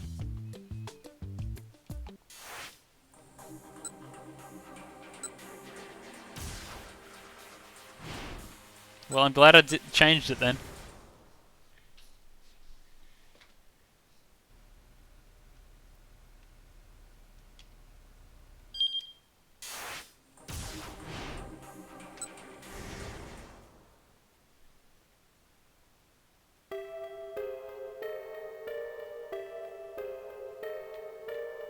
decided to wait a little bit longer. Just 5 more minutes. Suddenly a man's voice came through the intercom. Yes, who is it? He sounded rather guarded. It's Minorikawa. Where might I know you from, Mr. Minorikawa? Oh, you know, here and there. I mean, there's only one Minorikawa, really. Are you playing games with me? I don't have time for that. Please, just open up. There's no way I'm letting you in. The discussion was getting nowhere. Minorikawa decided that you have to take the direct approach. It's a nice looking house, also. Look, just hold your horses. I'm here for an interview. You got that? An interview? He'd taken the bait. Most folks could hardly resist the word interview. That's right. It's a piece of forward general gossip. Wait. This is for one of those kinds of articles? The man sounded angry now. What do you mean, those kind of articles? I'm just looking for an interview. Like how you are. I'm not talking to anyone from the gossip. You're not the one I'm here to talk to. I wanted to interview one of your twin daughters. My daughters? No parent would deny their children a chance of a word of their achievements to spread. I understand they want a shared prize for the beauty contest of the Minoriyama Academy. If you wouldn't mind an interview, the intercom cut out before Minorikawa could finish. Hey, what gives? I'm begging out here. I'm on my hands and knees. He wasn't actually on his hands and knees, but whoever was on the other end couldn't see that. He doesn't know. If your daughters aren't home, can I at least tell them I want to get in touch with them? He wasn't even using the intercom now. He was just shouting over the gate. A man stepped out at the front door. Give me your business card, He said. I'll have them get in touch with you later. The man had a somewhat stricken look on his face. This had to be Kenji Osawa then. Wait, hold on. Osawa? Now Minorikawa recognized him. This was Kenji Osawa, the prominent virologist who worked for Rikoshi Pharmaceutical. Four Sergeant Gossip had a scandalous article on us. Hang on a moment.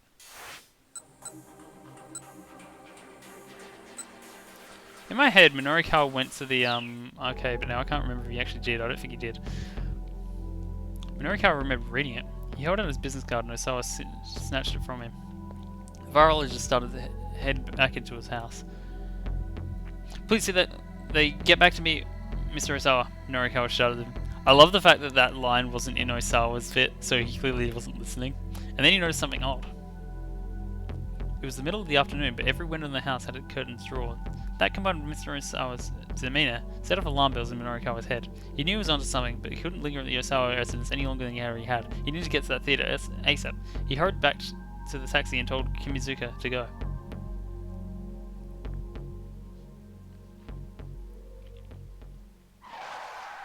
Minorikawa has just had an adventure today. A few minutes later, the rear tires skidded sharply as the cab came to a stop beside a different curb. The trip from Shoto to the theatre in Sakuragaoka had taken almost no time at all. Here we are, sir, Kimizuka announced. Wow, that was so fast.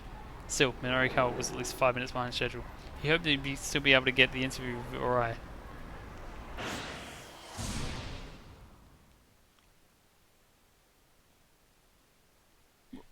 Ooh, nice. Wait, that's XCOM, was it? I can't remember. I think I've seen you playing XCOM, but I don't know what it is. I mean, I know what XCOM is, but I don't know what that is. Wait, so they're both... Wait, there was another jump.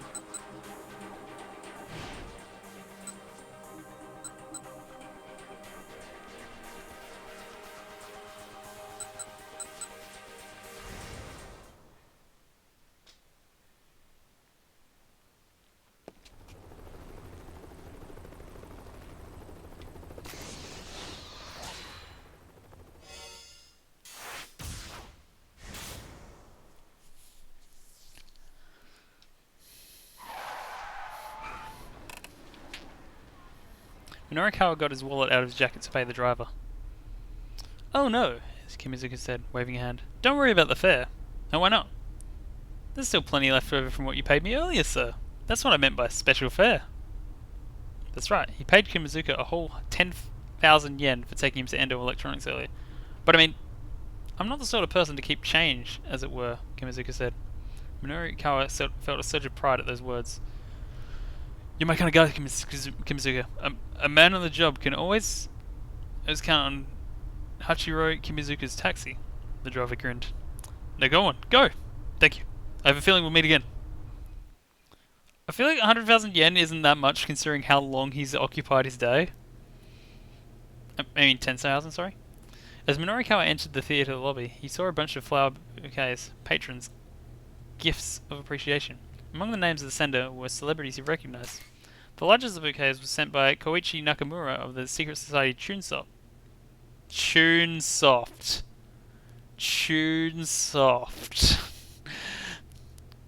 The next largest came from Marutaro Ishihara from the government organization Joy Heart. Did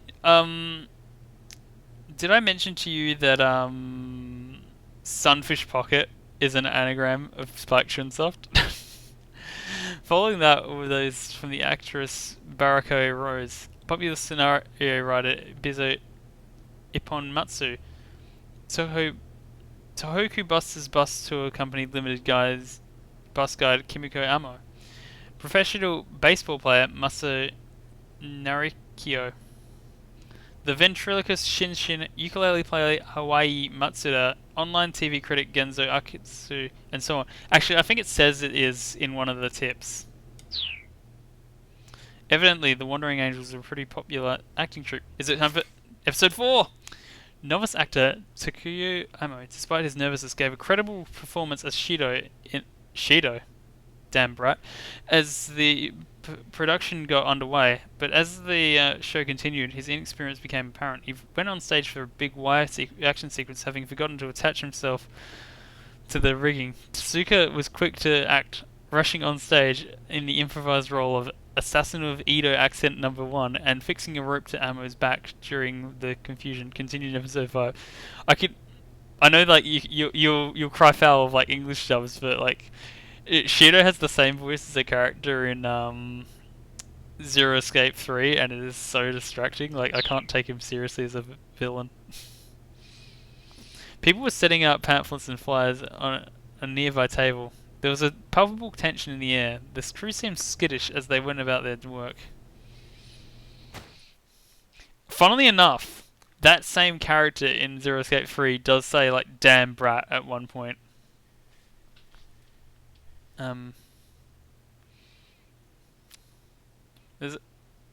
He's late, someone shouted all of a sudden.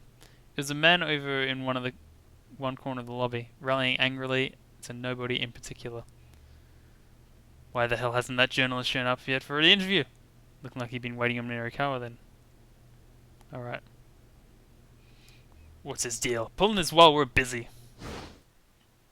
Guess that's Shinosuke Orai.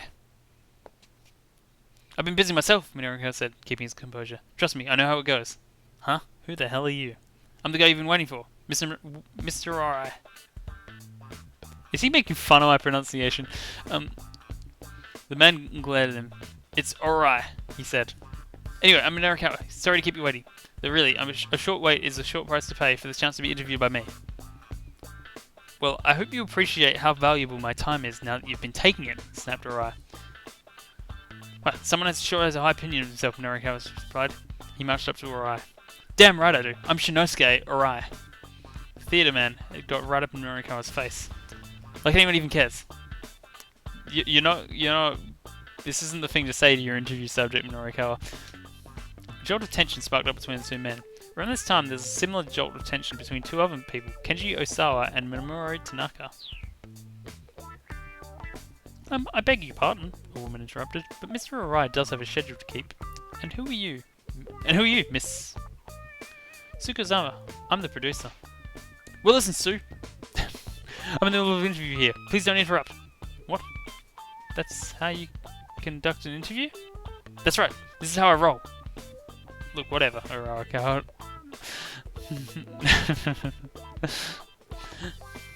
Let's just do this already. Fine by me.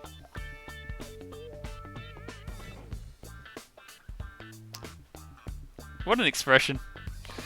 The two men sat at opposite sides of a table in a lobby. But Sukazawa spoke up again. Mr. Arai, don't forget the meeting you have after this. Yeah, handle that, would you? Minoru let out his derisive snort. It's like you're holding court, he said. Do you people actually hang around with you with that kind of attitude? You have no right to judge my acting troupe. He does look like Ryokushi, actually. Minoru straightened up his chair, a mocking smile on his lips. So it's your acting troupe, he said, huh? Why don't you play all the rules yourself? Heck, you could even be your own audience. I dare you? Arai rose to his feet and made to leave, but Sukazawa heard him back down to his chair. Norikawa continued as if he hadn't heard. Just what is you doing anyway? He asked. Arai raised an incredulous eyebrow. You don't know? No, why should I? You came to an interview without knowing anything about who you were interviewing? Yep. That's it, get out! Arai roared and pointed angrily toward the exit. How dare an unmannered clod like you come in here and waste my time? Hey, who's being unmannered now? I came all the way to hear your story, didn't I? Why don't you get out? Norikawa pointed at the exit as well. Why the hell should I have to leave, Arai demanded. This is my house. Theatre jargon for the theatre itself, especially the main auditorium. Look, just get out! This time both yelled and pointed toward the exit in unison. They couldn't yell in unison. Norikawa speaks too fast to do that. Sukazawa quickly interposed herself between them, forcing a smile. Gentlemen, please calm down, she said. Then she turned to Norikawa. You should be aware that Mr. Arai used to be a broadcast writer, someone who writes for television and radio programs. A great show depends not only on the actors' performances but the skills of the broadcast writer. He's responsible for a lot of big hits. You don't need to mention that, Arai rumbled. Nonetheless, Sukazawa rattled off the names of several shows. Norikawa did indeed recognize many of them. You know, so how come you're running a failing theatre now? Failing? Arai went red in the face. I'm not wrong, am I? You're absolutely the rudest person I've ever met. What would a rank amateur like yourself know about theatre? Arai's face was dark with rage, but Norikawa didn't back down. Listen, this has nothing to do with how well your theatre is or isn't doing, he snapped. The television world wouldn't accept you. So in order to retain your pride, you started doing theatre. Isn't that so? Don't act like you know anything. I've staked my entire life on the theatre. It seems as if Arai might throw a punch at any moment. Sure, a city theatre might seem small time compared to TV, but you get a lot more response from it. Response? Oh, now that sounds interesting. Darn right, Arai screamed. You can see it from right on the stage. The audience, you can see their faces. There was a passion in Arai's voice now. You can really feel it. When the audience is enjoying himself, you can feel that energy. You can't get that from doing television. Thinking back on it now, my time spent working on TV. Let's see, what's a good analogy? It's like being handed a towel that's already damp. No, that's not right. Okay, a better analogy would be, and without further preamble, Arai began talking about his tribulation back in the broadcast writer days. But Norikawa smiled inwardly.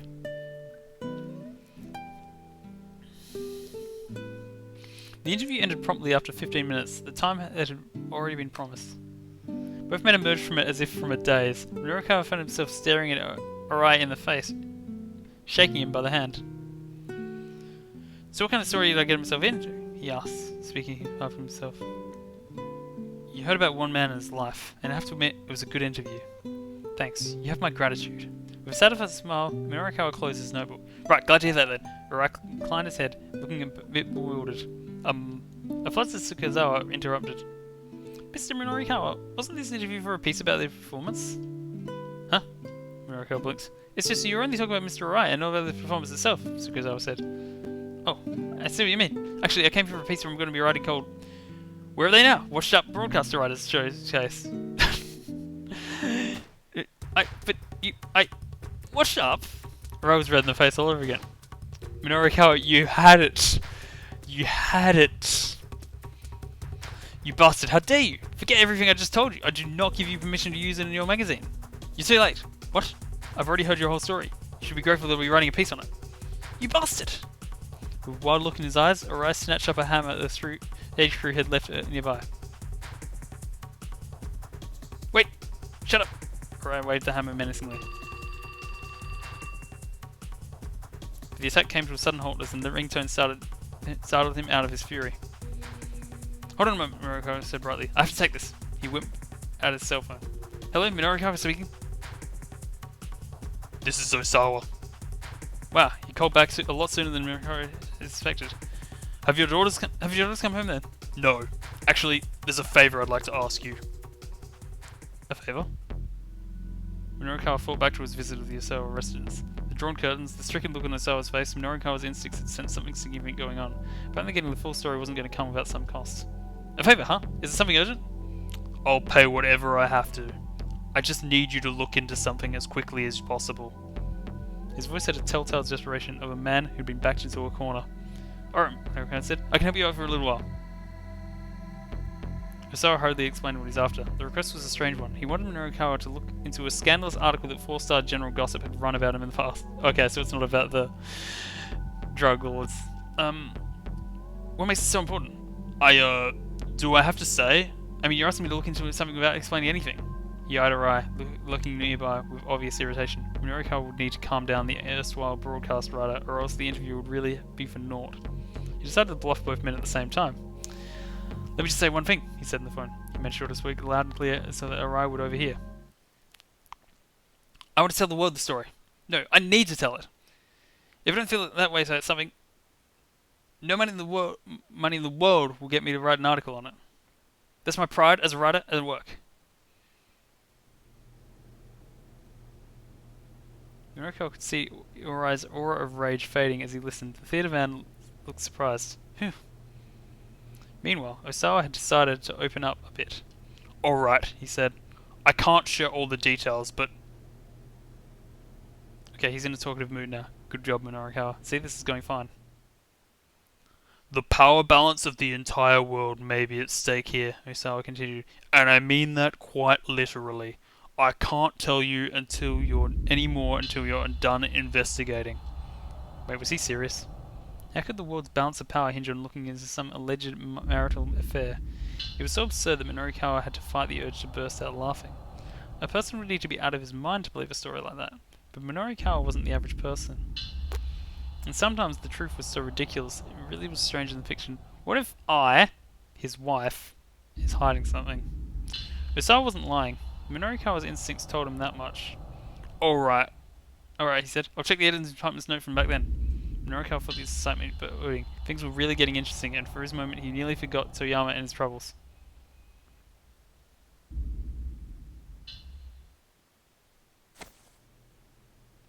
When he entered the call, Arai approached him and extended his hand.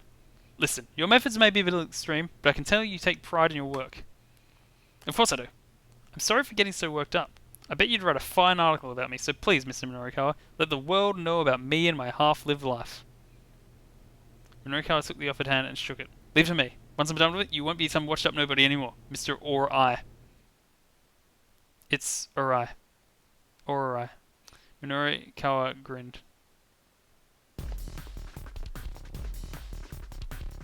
Minorukawa rushed out of the theatre. He'd completed all the interviews... See, I told you she was hiding something.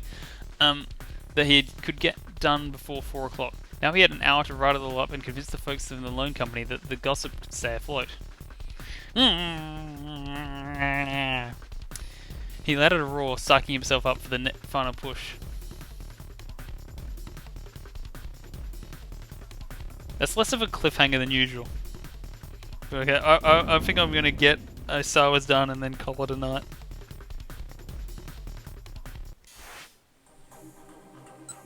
That is a big jump though in time.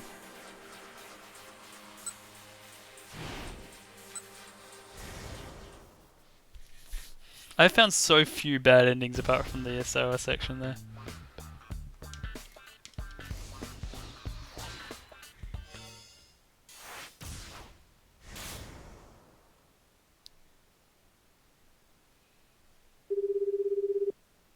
Osawa picked up his cell phone and dialed Tanaka's number.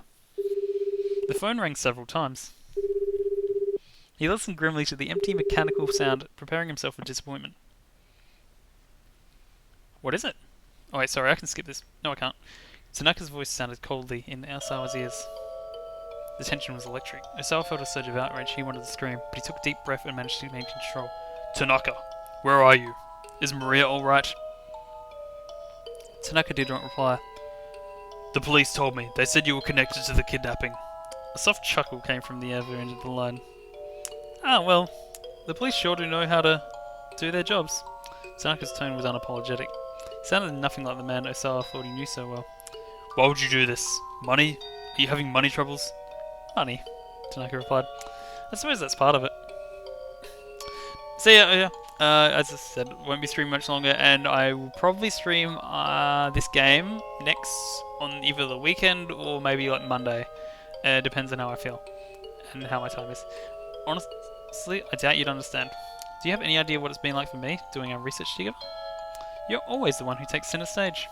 The fruits of our success are all yours, even though you couldn't have done any of it without me. The more he said, the more vitriol seeped into his words. Usawa's hand trembled as he clutched the phone. The taker can never understand what it feels like to be taken from. You've hoarded so many things to yourself, so I'm taking some of them back.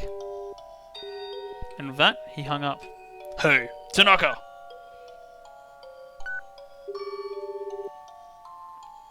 Usawa dialed the number again, but Tanaka didn't pick up. Usawa wrecked his brain, thinking back on how Tanaka had been acting earlier that day. Had there been anything unusual? Any clue at all, no matter how small? If he could find some hint, maybe he'd be able to find Maria and Tomi. That was it. His wife, had been suspicious of Tanaka all along, so much that she'd planted a bug on him and hidden it in a tie clip. Her suspicions must have been pretty strong. Wait, Usawa recalled what Kajiwara had said. But still, if she is that worried, giving a tie clip as a gift is a bit much. The words that struck Usawa as odd when he first heard them. His wife, had never given him a tie clip. His heart gave a heavy throb in his chest. It couldn't be. No, it was impossible. The article from 4-Star General Gossip crept back in his mind. The article talked about the man his wife, had dated before she married Usawa. The man's identity was never revealed. Could it have been Tanaka? You've hoarded so many things to yourself, so I'm taking some of them back. Tanaka's cold words took on a new depth of meaning. Usawa felt the foundation of his life begin to crumble. Were Tanaka and his wife, accomplices in all this? No, wait. Just calm down. He couldn't let himself jump to conclusions. He needed to be level-headed. Everything depended on it. If two really were accomplices, why would his wife, have planted the bug on Tanaka?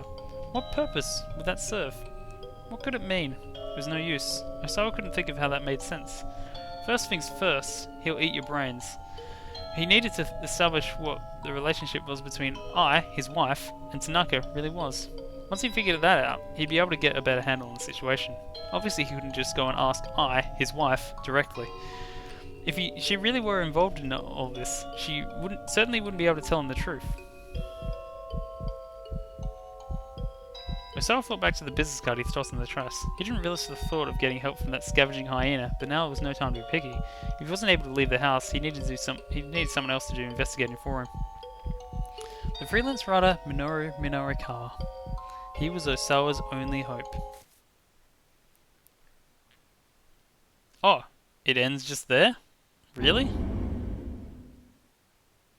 I thought Minorikawa was in. Oh, I guess. I don't know. Maybe they just don't want to show it twice. Looking away.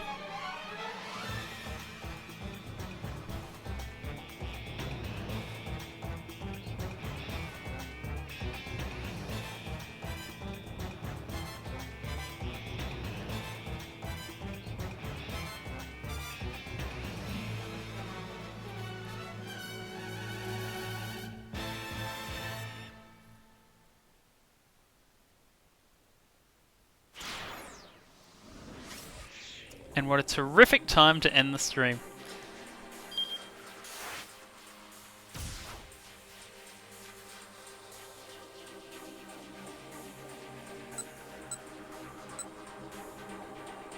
Wait a minute. Oh yeah, this is right. It's just Osawa starts quite a while in. That's interesting. I'm surprised it doesn't show us thing with Minorikawa. They seem to love showing both sides of a conversation, but I guess not. Anyway, as I said earlier, I will probably continue this game maybe on Sunday or Monday. In between then, I'm probably going to be streaming Tetris 99 because I have a big monumentous achievement to celebrate on that very night. It's a big moment, unless of course someone snipes me by now or anyway because they live in Japan. But either way, it's been a good time. We've had much confusion, much dramatic irony, and all that. So, if you're watching here live or you're watching on a VOD, thank you for coming around. I hope you had a good time, and good night, good afternoon, good morning, whatever time it is, etc., etc., etc. I'll see you next time, maybe.